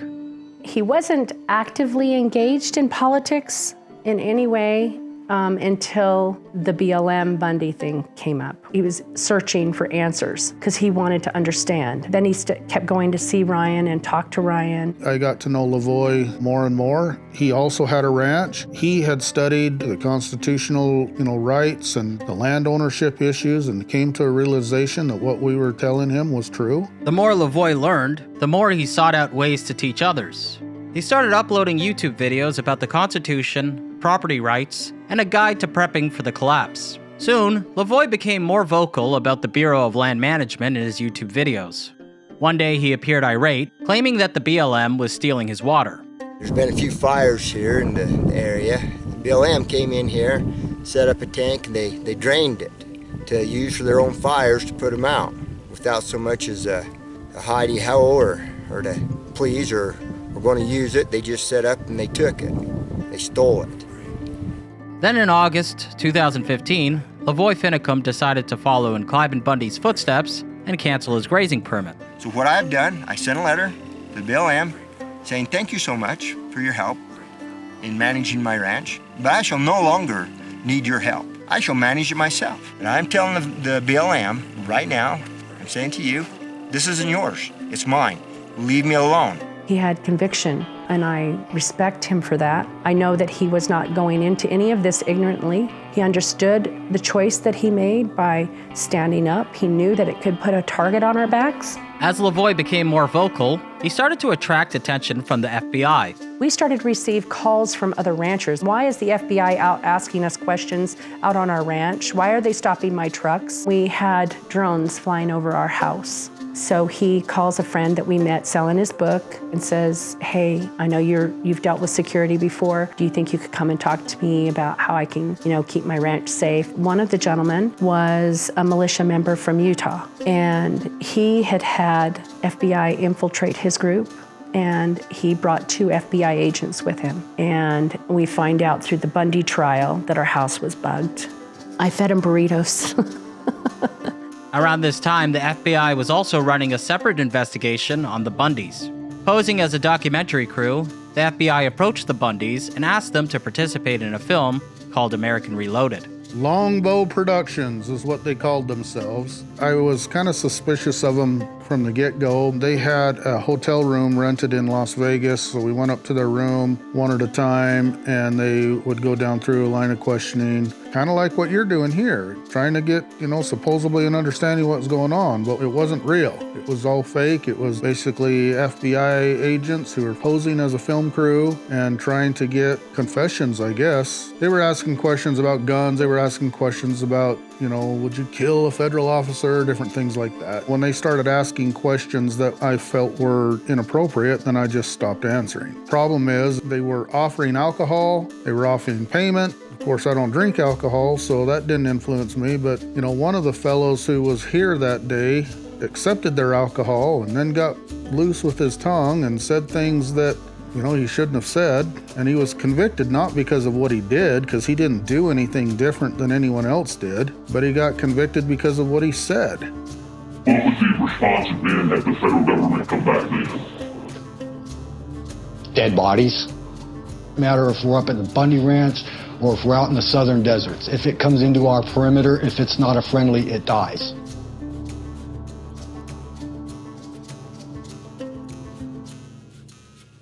Hello everyone, this is Lavoie Finicum. I think I'm pretty upset this evening. One day Lavoie uploaded a video where he appeared agitated. But I've been following what's happening over in Bend, Oregon with that ranching family over there, the Hammond family. And I'm pretty upset with what the BLM has done to them. Actually, I'm really angry. In the video, he spoke about a pair of cattle ranchers named Dwight and Stephen Hammond, who he believed were being railroaded by the feds. They had a prescribed burn that was allowed. Got off onto 100 acres, burned 100 acres of BLM. They threw them in jail, and now it looks like they're facing 5 more years in prison. But dadgummit, it's got to stop. Dwight and Stephen Hammond were father and son ranchers from eastern Oregon who were charged with arson after sparking 2 controlled burns on federal land. The Hammonds said that they set the first fire to clear out invasive plant species, and the second to ward off a wildfire which threatened to destroy their winter feed. Federal prosecutors disagreed.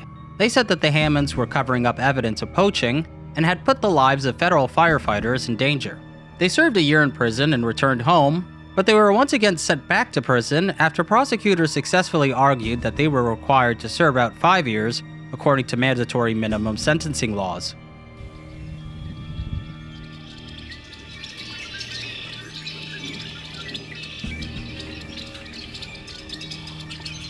The Hammonds Ranch was surrounded by the Malheur National Wildlife Refuge, a vitally important pit stop for millions of migratory birds traveling along the Pacific Flyway.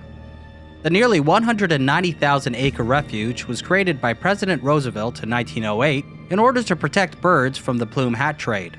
Since the early 1990s, the refuge has been the stage of a battle between the Hammonds and the Fish and Wildlife Service. The conflict is over the use of federal land, including the spectacular Malheur National Wildlife Refuge, which almost surrounds the Hammond property. 2/3 of the way up on that mountain where you see the snow, that's where our cattle are at. We have to cross the U.S. Fish and Wildlife Service ground to get there. When the Fish and Wildlife Service canceled the Hammonds' grazing permit, the Hammonds argued that they had ancestral rights to the forage and water on the land since 1871. They also said that they were willing to die fighting the feds for their rights. Sounds familiar? The cancellation provoked a confrontation. It was going to get nasty immediately. The Hammonds placed this piece of farm equipment in the way of a new fence the government was building. And when they said that they were going to arrest me if I didn't move, I said, well, arrest me.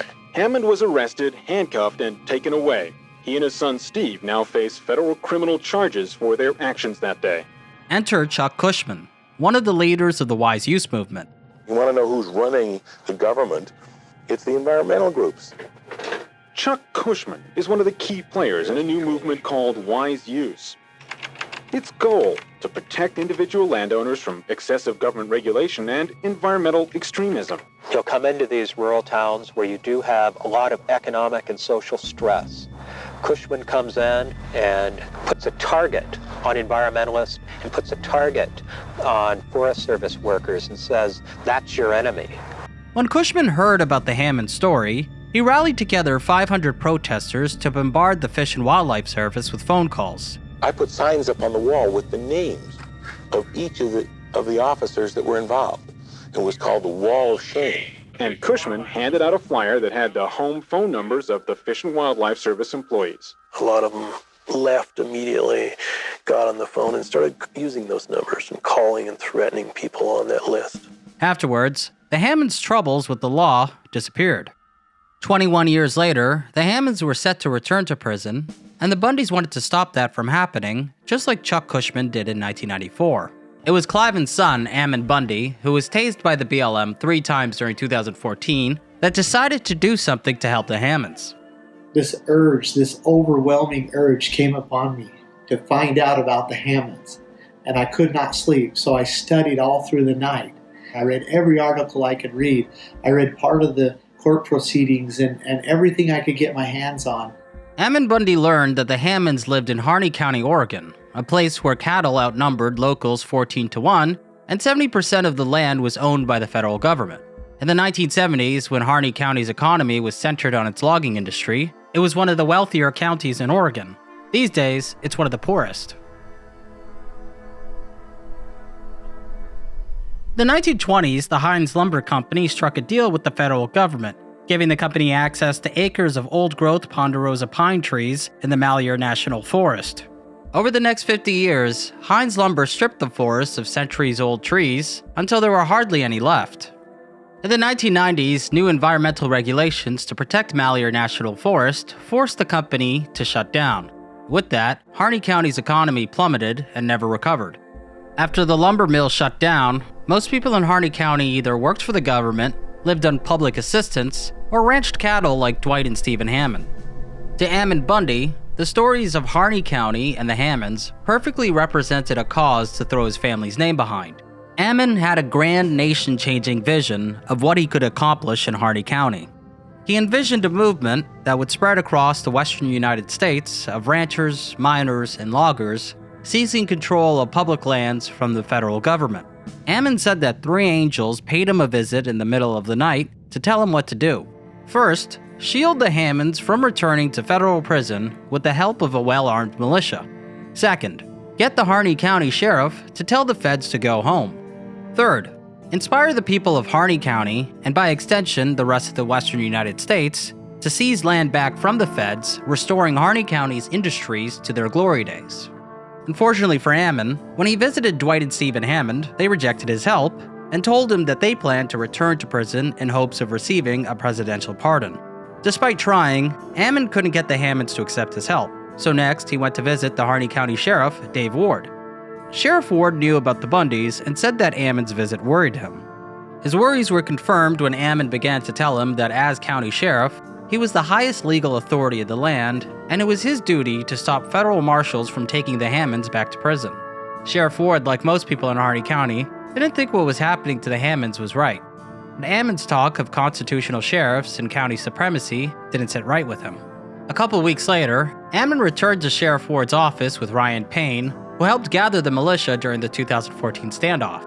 Ryan Payne warned the sheriff that if he didn't shield the Hammonds from returning to prison, thousands of people would come do his job for him. Before they left, they warned him that unless he did what they wanted, his inaction could cause civil unrest and perhaps bloodshed. Following the visit, Ammon directed his supporters to bombard Sheriff Ward's office with thousands of phone calls, emails, and letters, many of them death threats. During the final months of 2015, over 45 Bundy supporters poured into Harney County's largest city, Burns. One was named John Ritzheimer, a volatile former Marine who made this video which he addressed to his children. Your daddy swore an oath. He swore an oath to protect and defend the Constitution against all enemies, foreign and domestic. And that's why he couldn't be with you on Christmas. Some Harney County residents put up Go Home Bundy signs. Locals started to refer to the Bundys and the militia as the outsiders. I don't necessarily disagree with what you guys are doing. It's the manner in which you're doing it and the attitude in which you come to the community. I don't think you guys give one rat shit about the Hammonds. I think you're here. You know what? You're right. I don't care about the Hammonds. I care about Harney County and America. No, you're. Yes, I do. You're here to pump your own agenda, buddy. Okay, so just really quickly. Most people in the county didn't like the feds and were enraged by the government's treatment of the Hammonds. But they also didn't like Ammon Bundy coming into their community and stirring things up. Without support from the citizens of Harney County, Ammon Bundy knew that he had nothing. Militia groups in town made it clear to him that they wouldn't do anything risky unless the Hammonds or the people of Harney County wanted them to come to their aid. So Ammon decided to organize a community meeting of around 22 locals. I mean, I'm not going to dance around what we're talking about here. We're talking about removing these unconstitutional agencies from Harney County. But the people have to, you have to exhibit enough organization to form these committees of safety so that you can charge and be in charge of the militia. Prior to the Revolutionary War, that's what was formed, was a Committee of Safety. And a Committee of Safety is just that. It's a committee to help provide for the safety and the security of the people, especially when the government isn't doing it.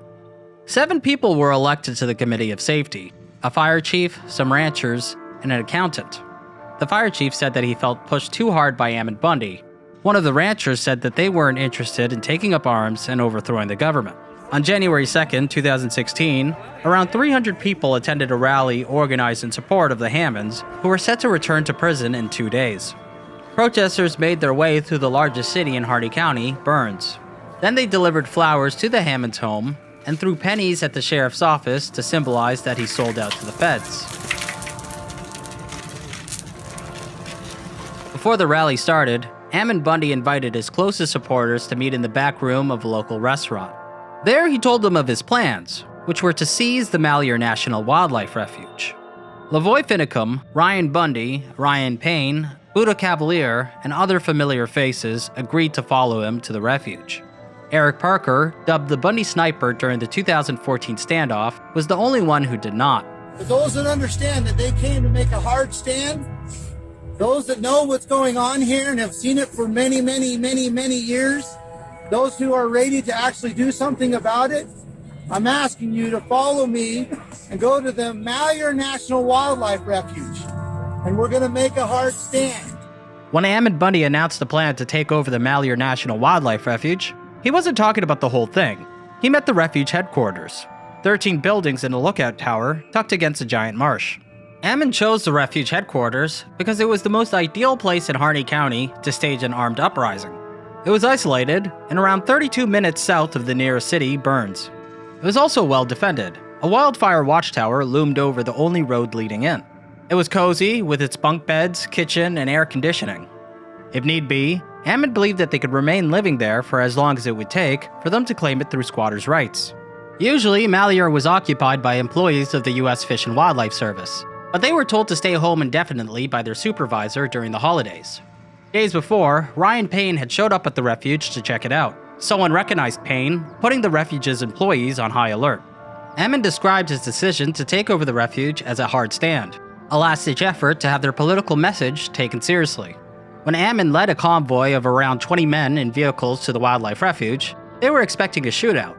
Instead, they were able to take it without any resistance, saying that they found a set of keys which gave them access to all of the buildings on the compound. It was completely unoccupied. We never kicked anybody out. We never saw anybody. We never spoke to anybody. We just simply went there and we did take it over. We did. We have taken over the refuge. We have made a hard stand.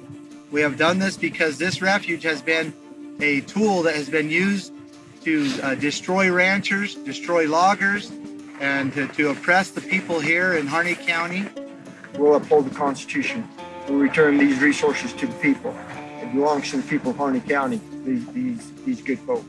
And so I'll stand here with my friends. There's already people here from all walks of life. I don't know the first thing about ranching. I'm a city boy myself. 11 years in the Marine Corps. Now I'm serving my country.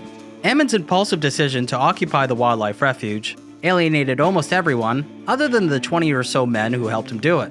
You've got a situation where you've got people who don't want this, and you've got outsiders trying to force it on them. So I think we need to stay out of it. If it's only a matter of peaceful protest, of course, that'd be fine. That's righteous and good to go. But you cannot go there and force a confrontation with rifles in hand when the family does not want the assistance. So I think Oath Keepers need to stay the hell out of it. The Hammonds condemned the occupation and said that the Bundys didn't speak for them. 2 days later, they voluntarily returned to federal prison. The Mormon Church put out a statement criticizing the occupiers, and so did Ted Cruz. The Oregon 3 Percenters put out an article called Oregon Standoff, Federal Provocateurs, Sociopaths, and Idiots. The Committee of Safety, aka the shadow government Ammon set up with Harney County locals, also condemned the occupation. Even Cliven Bundy said that he didn't, quote, quite understand how much they were going to accomplish. I think of it this way: what business does the Bundy family have in Harney County, Oregon? The occupiers were completely unprepared. They called for more patriots to join them. We need you to get here and stand with us. Whether you're armed or unarmed, you get up here. Pete Santilli kept saying that 10,000 patriots would show up, even though there were only around 20 people staying at the wildlife refuge. Santilli stayed at a nearby motel and said on his YouTube show that he wanted to keep himself at a distance because he thought that the occupation was illegal. The occupation of Malheur National Wildlife Refuge was nothing like the Bundy standoff of 2014. Cliven's battle against the BLM inspired people because they saw him as an underdog fighting for his livelihood and heritage against corrupt feds. The Malheur occupation, on the other hand, was simply perplexing. A bunch of guys with guns rolled into a county that didn't want them there to support ranchers who rejected their help, and they took over a federal compound in a way that optically hurt their cause. So much so that patriot circles entertained the thought that the occupiers were feds engaging in a false flag operation. As one of the founders of the 3 Percenter movement wrote, when Obama meets his attorney general on the subject of citizen disarmament, you can bet the farm that this will play right into that narrative. Perfect timing. You gotta give the federal handlers of these pukes credit. This is precisely the sort of offensive action on the part of these militia terrorists that they needed. Regardless, Ammon remained steadfast. he believed that eventually people would come to understand and support the occupation. At a press conference held in front of the refuge, they announced that the Malheur National Wildlife Refuge was no more, and that from then on, it was called the Harney County Resource Center. They also announced the name of their group, Citizens for Constitutional Freedom. We intend on going to work and assisting the people of Harney County in claiming their rights, using their rights as free people. Ammon said that they were prepared to stay at the refuge for years, or for however long it would take to see their goals fulfilled. They let it be known that they were willing to kill or be killed if law enforcement attempted a raid. However, they called it a peaceful protest nevertheless. They said that they carried guns because their Second Amendment right defended their First Amendment right. Federal officials tell us they are developing a plan to end the standoff situation at the Malheur Wildlife Refuge. Resolve what? A bunch of people at a camp? We're camping out, we're hanging out. I shared law enforcement's stated intentions with some members of the armed group tonight as they stood watch at the entrance to the refuge. Their reaction? The FBI are terrorists. They're terrorists. So you don't think they'll negotiate? FBI are bad guys. They're not good guys. There are no law enforcement checkpoints outside of the refuge, or even on the road leading in. Burns, a small city that was a 30-minute drive from the refuge, was turned into a logistics camp for law enforcement officers representing 3 levels of government. State police built a staging area in the school district's administration building. The FBI set up a command post at Burns Municipal Airport. When they received intel that occupiers might try and storm the courthouse, they fenced it off and posted armed guards in front of it to protect it. Occupiers were allowed to come and go as they pleased. Ammon Bundy got his hair cut in town. On 3 occasions, he drove home to Idaho to see his wife and kids. People visited, bringing along supplies and food. Some Harney County locals were curious about what the Bundys had to say and stuck around to receive lessons on the Constitution. An occupier named Dwayne held an American flag and rode around on his horse in front of the refuge. Motels in Burns filled up with militia guys and journalists. Businesses experienced a spike in revenue. If you didn't know any better, you'd think Ammon Bundy was just another local resident. We even spotted him just hanging out with his fellow militiamen at a nearby restaurant. Many are wondering why the feds don't just arrest him already when he's presumably unarmed and vulnerable in the city. Rather than going in guns blazing, law enforcement opted to maintain a hands-off approach. Let the occupation fizzle out. There was no need to repeat the mistakes at the 2014 Bundy Ranch standoff. Instead, the FBI sent in several informants to spy on what the occupiers were doing and saying. They kept track of the occupiers' movements through cellular ping information. They flew drones over the refuge and set up surveillance cameras to collect license plates. Some cameras were taken down by the occupiers. Does that look like you? Surveillance cameras? Look at that. With no network. There's the cameras. This is United States federal government surveillance. Woo! Let freedom ring! You take this MAC address, you're gonna find it's Department of Homeland Security or the FBI or some entity as such in your community mounting surveillance cameras without your knowledge. Although the FBI were in charge of law enforcement efforts against the occupation, they didn't talk to the media and they rarely spoke to the occupiers. One of the only times that they did was when Ryan Bundy sat next to a few FBI agents at church. The FBI recruits heavily from Mormon communities, since Mormons often live clean lifestyles and are bilingual due to their missionary work. While the FBI remained quietly behind the scenes, it was Sheriff Dave Ward who became the face of law enforcement. Unlike Sheriff Gillespie in Clark County, Nevada, Dave Ward wasn't used to navigating a media circus. With only a single lieutenant and 3 officers under his command, he was used to dealing with petty crime, drunks, and domestic disputes. When he spoke to the cameras, he was doe-eyed, soft-spoken, and sometimes sounded like he was on the verge of tears. But despite his soft nature, he felt a duty to see the situation come to a peaceful resolution. Good afternoon, I'm Sheriff Dave Ward. Apologize, I've been feeling a little emotional today. I'm proud of this community. I'm proud of my friends and neighbors. I'm proud of the way that you stood up to this stuff. 5 days into the occupation, Sheriff Ward ignored the wishes of the FBI and met with Ammon Bundy and Ryan Payne and offered them a safe escort out of the state, which they rejected. It only takes one unstable person to show up, and we know that. That could happen even if we left. But I'm here to offer safe escort out. Go back, kick it around with your folks, and I'll give you a call tomorrow and ask you what you decided. I do. Thanks for coming out. Will you consider the convoy a safe escort out of the state? I'm not afraid to go out of the state. I don't need an escort. We're talking about Dave Ward here, biggest coward in the country. Okay, he sold out to the feds. We had plenty of discussions with him, talking to him about the situation, trying to get him to realize the atrocities that's going on here and help him to stand up for the Hammonds. He caved to the pressures of the federal government, which have no authority over him.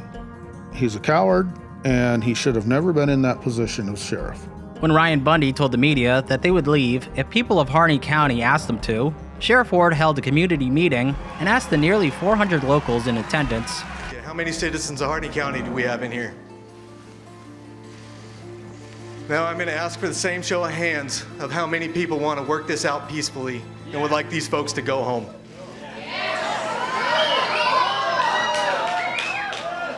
God bless you, Harney County. There are around 7,200 people living in Harney County at the time, and nearly 28% of them worked for the government. Also, while there were plenty of cattle ranchers, sentiment towards the federal land agencies was relatively positive compared to most rural Western communities. The community, including the ranchers, worked really hard to come up with this thing called the Malheur Comprehensive Conservation Plan, which is about, the policies for land management. I said, how did you reconcile your argument that things were so bad that the ranchers needed to overthrow the federal government when they had just spent 8 years coming up with this collaborative agreement? How did the Malheur Comprehensive Conservation Plan fit into your view about the federal tyranny and oppression at the wildlife refuge? Because that's not the way the ranching community seemed to see it. And he said, oh, well, I never heard about that. It's like the main policy, set of policies that guides the management of the wildlife refuge. So you're saying you had an armed revolution against the federal government to overthrow federal land use policy, but you have no idea what the federal land use policy is? It was because of moments like these that Lavoy Finicum, the only cattle rancher amongst the occupiers, became the go-to spokesman for the group. He reached out to the Burns Paiute tribe and asked them to join the occupation. He explained that he grew up on a Navajo reservation and understood their concerns. When the tribe said that the occupiers were desecrating their ancestral land, Lavoy offered to return their ancient artifacts stored in the refuge. BLM or whoever was in charge of these native artifacts just kind of boxed them up and let them just rot down here. Yes. Why are they locked away here for nobody but for them to look at whenever they come down here?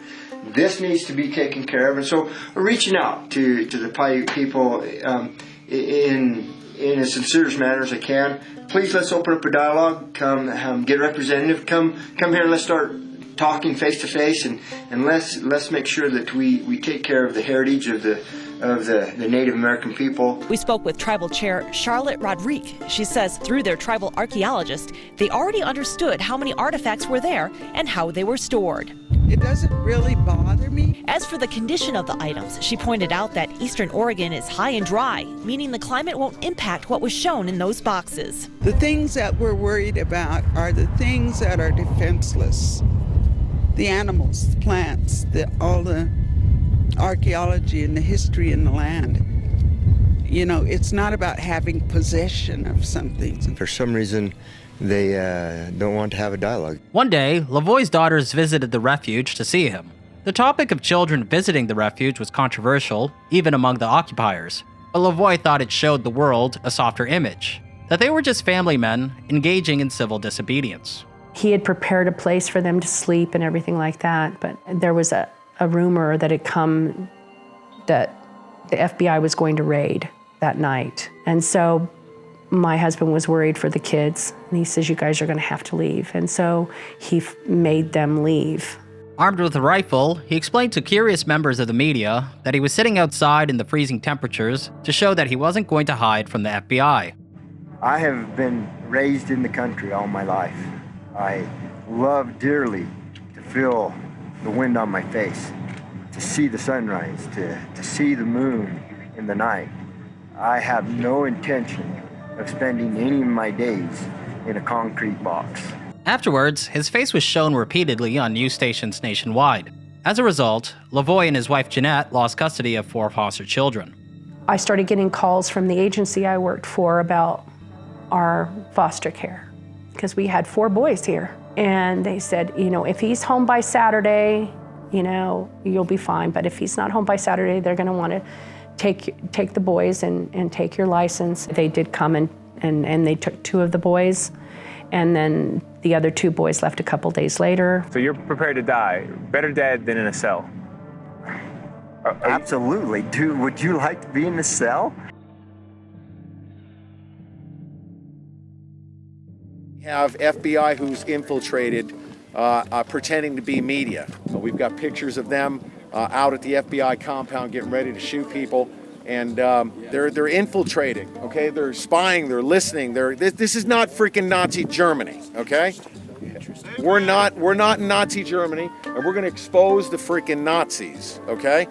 The longer the occupation went, the sillier it seemed to get. One of the occupiers, named Kenneth Mettenbach, who liked to protest federal land ownership by building shelters on public land and rigging them with explosives, was arrested after driving a Malheur Wildlife Refuge truck into Burns. Sometimes we make dumb choices, don't we? You saying Kenneth's choices were dumb? He has been such a great support to us. To take a truck and drive it in that is not registered and licensed yet to Harney County, which we hope soon will be, could have been a better choice. Another occupier made news after he challenged Governor Chris Christie to 10 sumo matches. Governor Christie, bring that big old belly over here and let's slap bellies. There was one guy who walked around with an English broadsword, another guy named Brand New Thornton who liked to make a show of blowing a ritualistic horn,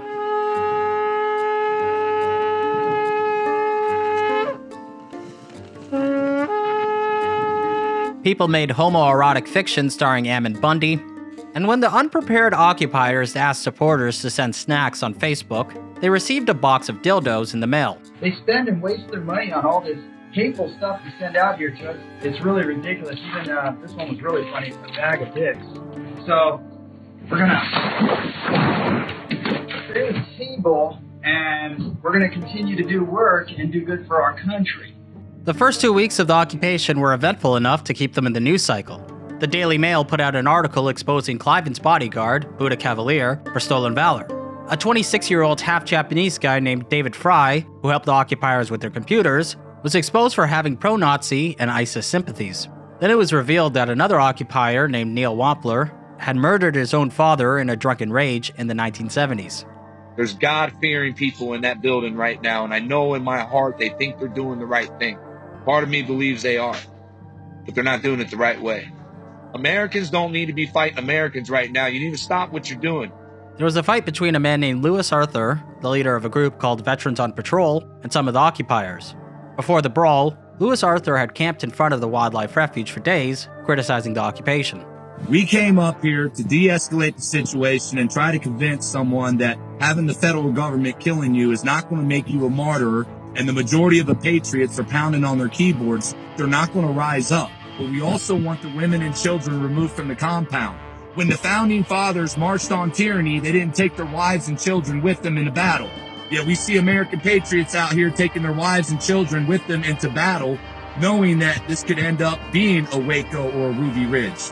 Louis said he was punched in the face by one of the occupiers while trying to get women and children inside to safely leave with them. I got punched in the back of the head by Blaine Cooper, and then 2 other guys came at me, and they had one of the guys had his hand on his gun standing back, and we're unarmed. I go towards those guys, Blaine sucker punches me again, he moves in, Blaine punches him in the face and busts his face open, so I ordered my team to evac. We don't return violence with violence. Some of the women and children at the refuge were named the Sharp Family Singers. They were a family of singers who had spent time at Camp Liberty in Bunkerville after the 2014 standoff. Some people felt uncomfortable with the Sharp family's presence, especially since they were all anticipating an FBI raid. Udella Sharp said that she planned to raise her 7 children at the refuge. In 2011, one of her children were taken by child services after reports of neglect and abuse. Eventually, the media started to lose interest in the occupation. Law enforcement's hands-off approach and the occupiers' inactivity didn't sell stories. Also, the occupation was overshadowed when North Korea began a show of force by testing their nukes. There were much juicier events to cover than a bumbling group of patriots taking over a smattering of federal buildings in the middle of nowhere. Ammon was attempting to spark a nationwide movement. Without the press there to cover what they were doing, all of their work would be for nothing. Therefore, Ammon brainstormed ways to elicit attention from the media. In a stunt described as their boldest move since overtaking the refuge, the occupiers cut down 20 yards of barbed wire fence put up by the Fish and Wildlife Service. They said that they were acting on behalf of a local rancher named Tim Puckett, whose ranch bordered the Malheur National Wildlife Refuge. Later, Tim Puckett said that he never spoke to the occupiers and that his ranch hands had to repair the fence. Quote, "I'm very upset. I have no grievances with the refuge or the BLM. I have BLM grazing permits that I use each year, and I am a good steward of the land. I do not depend on the federal government to raise my cattle. In no way do I feel entitled to the refuge for grazing. I was informed of the fence last fall prior to its construction, and it has not, nor will it, affect my cattle operation." The occupiers slipped into a steady pattern. As the days went by, their guard began to drop. Children visited the refuge to interview the Bundys for school assignments. Anti-public lands politicians visited to meet with the Bundys. The occupiers did military training in clear view of cameras. It began to feel like they might be able to remain there long enough to finally claim squatters' rights of the refuge. Militants tried to shut down environmentalists from the Center for Biological Diversity this weekend. Well, now, you will not shout me down, I'll tell you that. I was there. No, you're doing the shouting down. I was there when... Excuse me? You're doing the shouting No, down. I'm crushing the You lies. cannot allow freedom of speech. I'm crushing the lies. You have freedom of speech. Run media. Throughout the occupation, YouTube shock jock Pete Santilli live-streamed what was happening in Burns and the Wildlife Refuge. Pete Santilli, spokesman for the ranchers in the Oregon standoff. Can I finish my point?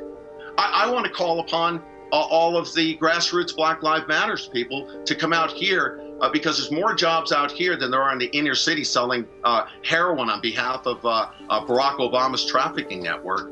Even though Pete Santilli never stayed at the refuge overnight, he said he'd stick around to provide the occupiers protection by being a truthful and independent reporter.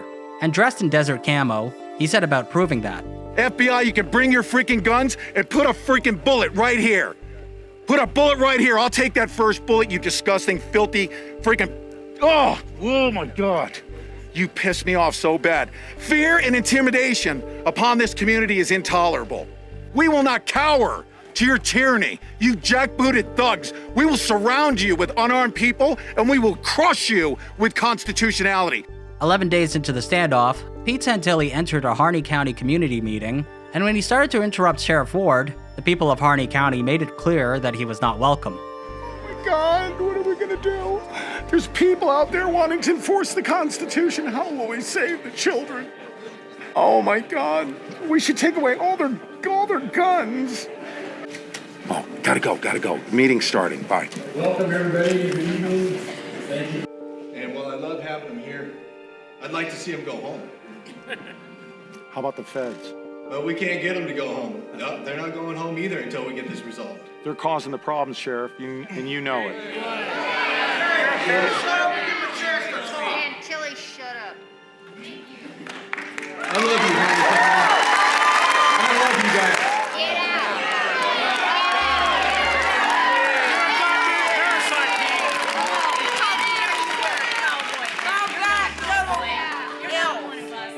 So I'm being escorted out for disruption? Yes. Okay. All right. Look at that. Pete Santilli speaking out, using his First Amendment. Let's throw spitballs at him. Boy, oh boy, I wonder why we're calling this place a communist community, because we got some commies running around town that want to shut down my First Amendment. Throughout the occupation, Ryan Bundy and Lavoy Finicum drove to different counties to encourage ranchers to tear up their grazing permits. When they tried to get ranchers in Harney County to cancel their grazing permits at a ceremony, they were surprised to find out that no one wanted to.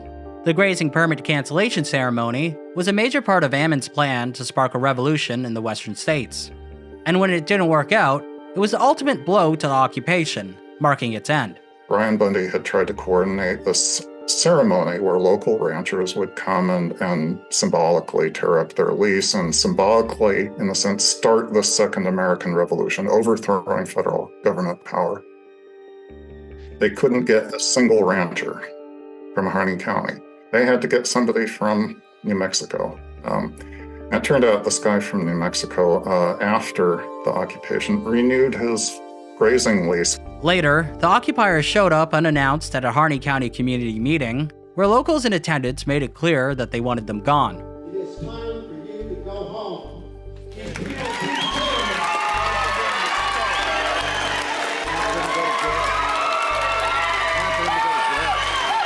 Around 20 days into the occupation, Ammon and the others started to plan their next move. It had become clear to them that the revolution wouldn't kick off in Harney County, but they believed that they had a better chance around 90 miles north in Grant County. There was a constitutional sheriff in Grant County called Glenn Palmer who supported their movement. So on January 26, 2016, they left in 2 vehicles to go see him. Prior to their departure, the FBI and Oregon State Police were tipped off that all of the occupation's leaders were driving to Grant County. The authorities stopped Ammon's Jeep around 20 miles from the refuge and arrested him along with Buddha Cavalier and an FBI informant named Mark McConnell. Lavoy Finicum, Ryan Bundy, Ryan Payne, and 2 women named Shauna Cox and Victoria Sharp were behind them in another vehicle. I'm going to meet the sheriff.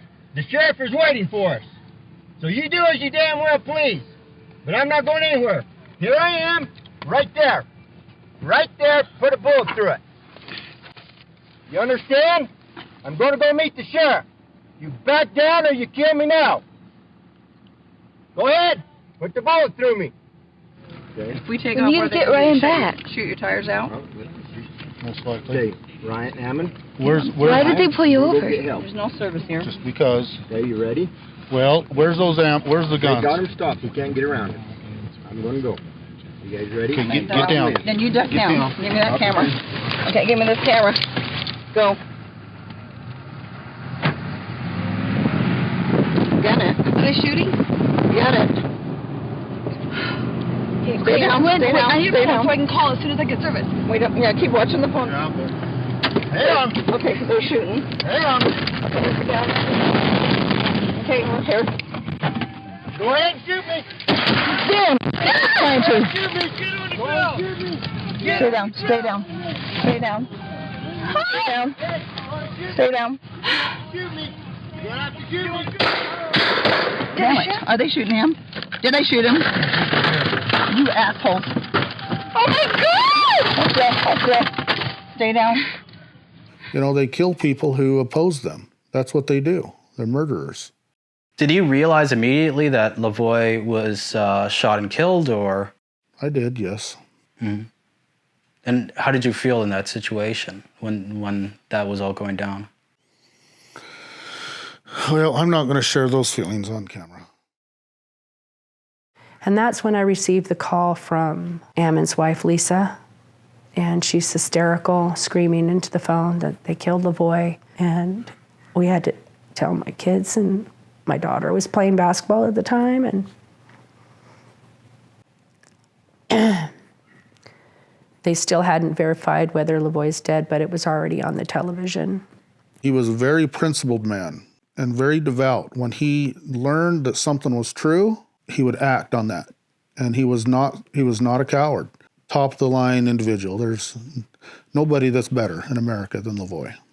How did you feel when Cliven said that he was a good sacrifice for the cause?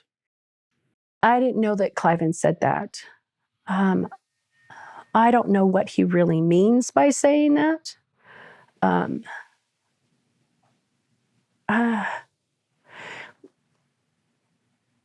Lavoy stood for the Constitution and for his own convictions, not for Ammon or Cliven's or Hammond's cause. He stood for what he believed in. I didn't know Ryan and Ammon before all of this started. I didn't know the Bundys before any of this started. And so, yes, there has been some things that have kind of put a wedge between me and Ammon. And I'm not sorry for them because I feel like I had to stand up and draw a line and not let my husband be misrepresented because they knew him all of 5 minutes. Literally, you cannot tell the world who he was about every subject because all you know is this little piece of him where he stood with you about property rights. That doesn't give you license to talk about him about all these other things because you don't know how he would react. He is not you. And And so, yes, Ammon and I don't see eye to eye on a few things. He's a good man, I'm sure. But we haven't had much to say to each other that's been positive. He more or less told me that I was a disgrace and had destroyed everything that my husband stood for by the stands that I have taken. And by going out and speaking out and trying to garner support for my legal battle, and that he felt that that was a waste of time. It was very hurtful. I couldn't even believe that he even had the nerve to say that to me after my husband was murdered in the cause that he created.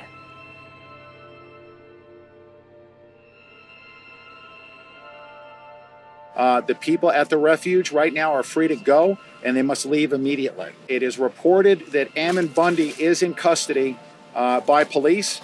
The roads are on lockdown out to the John Day meeting. Reports of shots being fired, and the report that we're getting right now is that 2 people have been shot. We're waiting here at the hospital to get confirmation of that, and we will provide that to you as soon as we possibly get it. After Lavoie's death, the wildlife refuge was surrounded by law enforcement. Inside the refuge, there remained 4 holdouts: David Fry, Sean Anderson, Sandra Lynn Anderson, and Jeff Banta. All you military that's been fighting for your country overseas, you can fight for your country right here in America. Get here, get some. This is history in the making. There are no laws in this United States now. This is a free-for-all Armageddon. If they stop you from getting here, kill them! For the next 16 days, the final 4 occupiers had talks with the FBI and the media. David Fry, a 26-year-old tech guy, raised eyebrows as he live-streamed himself on YouTube. But where's all the Americans? Where's all our supporters? We didn't get much, so now this is what it's come down to. You guys are gonna get to watch us die live on Defend Your Base live stream. And make sure you tell my daughter why I died. So, yes, we died fighting for our Constitution. The law of liberty. You guys think this is fake? Here's me. Here's ISIS boy. Here's Hitler acolyte, and you guys missed it. They were actually calling me a Satan worshiper not too long ago. So I got called every name out there, and so here I am. I'm all boogied out, ready to go, and you guys are gonna watch me die live on Defend Your Base. One of the final occupiers, Jeff Banta, had only shown up to the wildlife refuge the night before Lavoie Finicum died. Regardless, he stuck around saying that he feared that the FBI would kill those that remained. While speaking to FBI negotiators, he suggested that they bring in Franklin Graham, the son of television evangelist Billy Graham, to assist in a peaceful surrender. And surprisingly, the FBI did just that. On February 11th at 9 a.m., Jeff Banta, Sean Anderson, and his wife, Sandra Lynn Anderson, surrendered. David Fry was the final remaining holdout.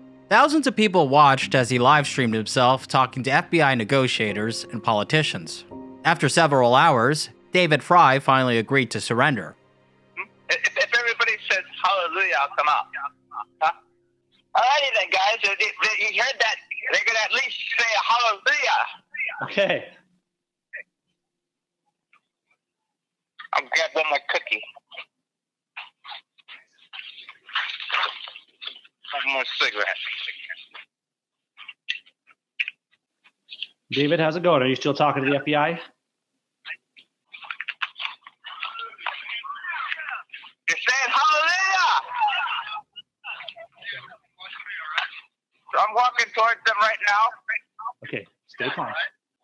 I want to tell you, David. Keep walking, my friend. Hallelujah. Nice and easy. Yep, down right here. You put your hand behind your back. Okay. All right. All right, folks. Everybody come on. All right, good job, David. They had directly taken on the federal government of the United States, the most powerful government that's ever existed on the planet. They weren't going to win. And anybody who had an illusion that somehow this was going to end well for them was frankly self-deluded. But people like Lavoy Finnegan, Sean Anderson, and others who I've mentioned, they knew that this was going to end somehow and it wasn't going to be good for them. Cliven Bundy, Ryan Bundy, and Ammon Bundy spent the next 2 years in detention awaiting 2 trials for the 2014 standoff and the 2016 occupation of Malheur National Wildlife Refuge. Of that 2 years, I spent about a year of it in solitary confinement. They have a light overhead that they leave on 24/7, so you never have darkness to be able to actually sleep. And then, of course, they're looking in on you like you're in a fish tank, doing their counts and their checks on you, numerous times throughout the day. And you're just locked into that situation day after day, week after week, month after month. It messes with your mind, makes you go crazy. If anybody would treat an animal like that, they'd call it cruelty. Ryan and Ammon spent their time in detention studying their cases. I had a few more charges than everybody else had. I think I had 23 felony charges against me. When you're charged with a federal crime, the conviction rate is like nearly 99%. And so usually when you're charged, you're convicted. Because of the charges that were brought against me, it would amount to life sentence. And so my chance of winning were quite slim. They assigned to me a court-appointed attorney. I could tell that he was terrible guy. I asked him if he knew and understood the Constitution. He didn't. I asked him if he'd ever read it. He said, I think we read it in high school. So here's a guy who had spent his entire adult lifehood as an attorney and yet didn't read the Constitution. Are you kidding me? Second of all, he was an atheist, and yet I'm a firm believer in God. Third of all, he's just a liberal Democrat. I mean, talk about a piece of junk. I could see that if my life were placed in his hands, I'm a dead man. I did kneel in prayer to speak with my Father in heaven and ask for guidance. And as I was praying about the subject, inspiration came and he said, fire your attorney. And at first, that scared the living daylights out of me because I'm like, what do I do without an attorney? How do I defend myself? I don't know how to do it. And again, his answer came and he says, I will teach you what to do. The trial lasted 7 weeks. The prosecution thought that they had an open and shut case. Ammon Bundy had announced to the world his intention to make a hard stand, and he invited people to take over federal buildings. There was no way the Bundys could win. The prosecution's case hinged on proving that the defendants had engaged in a conspiracy to impede federal employees. The prosecution showed jurors pictures and videos of the occupiers blocking the entrance to Malheur with trucks and tractors. They showed occupiers holding rifles in the Wildfire Tower. They showed footage of the occupiers firing guns. The jury seemed to be siding with the prosecution. Then it was revealed that the FBI had planted several informants amongst the occupiers. There were, I believe, 15 informants. I do know of one that was particularly hired and came there. He went by the name of John Kilman, was his stage name, so to speak. Fabio Menaggio was his real name. According to the occupiers, John Kilman offered to train people in military combat.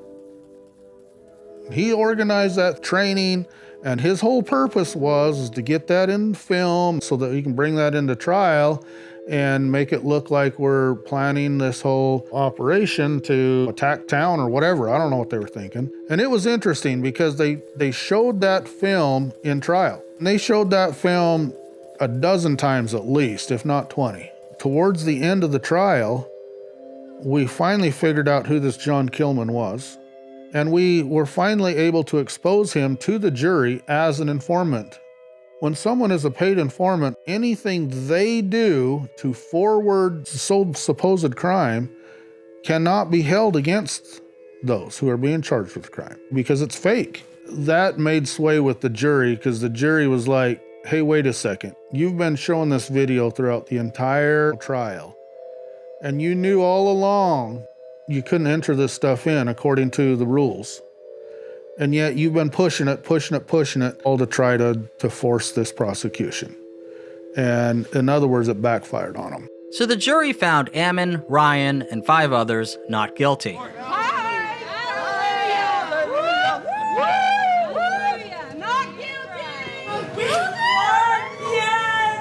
Write it down, world! Write it down! Yes!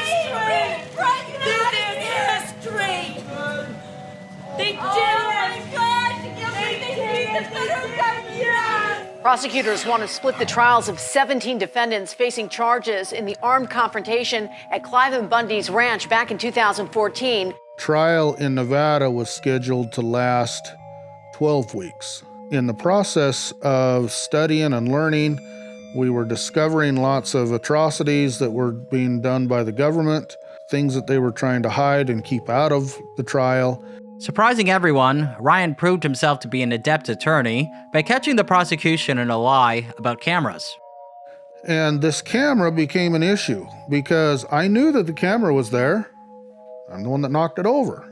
They never charged me for knocking it over, and I think the reason why they didn't charge me for trying to knock it over is because they didn't want anyone to know that the camera was there. Going through all this discovery, I never saw any videos from that camera. Where is it? It's not in discovery at all. So I made a motion requesting what the camera was, what it was capable of, and all the data that was gathered by it. The prosecutors basically mocked me. They said, oh, he's just on a fishing expedition. He's just trying to delay time. So the judge sided with him. Motion denied. But then when we get into trial, I start questioning the witnesses. I go, did you know about this camera? No. Finally, one gal gets up there, and I said, was there a camera placed up over the Bundy's house? She goes, yeah, there was. Everybody's heads perk up. And I says, okay, and where was that going? She says, well, we had it set up to be a live feed on a large screen TV in the command center. Judge Navarro she perks up because not only had I made the motion, a couple months prior, but she was the one that denied it because I don't know what I'm talking about. But yet all of a sudden, we got a witness here that is testifying that that video was live feeding into the command center on a large screen TV so they could see everything we were doing. And so then we started to ask questions, okay, well, where's the feed? Where's the record? And then the government tried to say, oh, well, we didn't keep a record. It was just live feeding, but we didn't record it. And the judge is like, no, I don't buy that a bit. You guys were recording and you guys are hiding the recording. And that turned into a huge reason why the case was dismissed. So due to the prosecution withholding evidence, the judge declared a mistrial and dismissed all charges against the Bundys with prejudice, meaning that the Bundys could not be tried again for the 2014 standoff.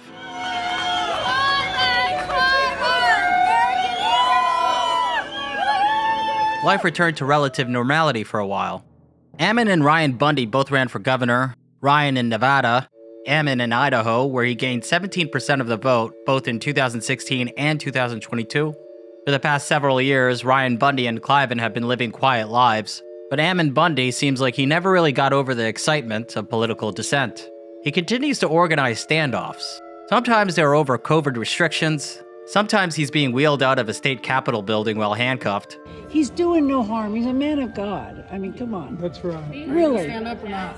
The state police tells us that Bundy was respectfully and repeatedly asked to leave the Idaho State Capitol building. He refused. He was uncooperative. They say troopers were then forced to physically remove Bundy from the Senate gallery, taking him through a stairwell, and they placed him again in a wheelchair. He refused to walk, so for the second time in 24 hours, he was wheeled out of the State House and then put into a patrol vehicle.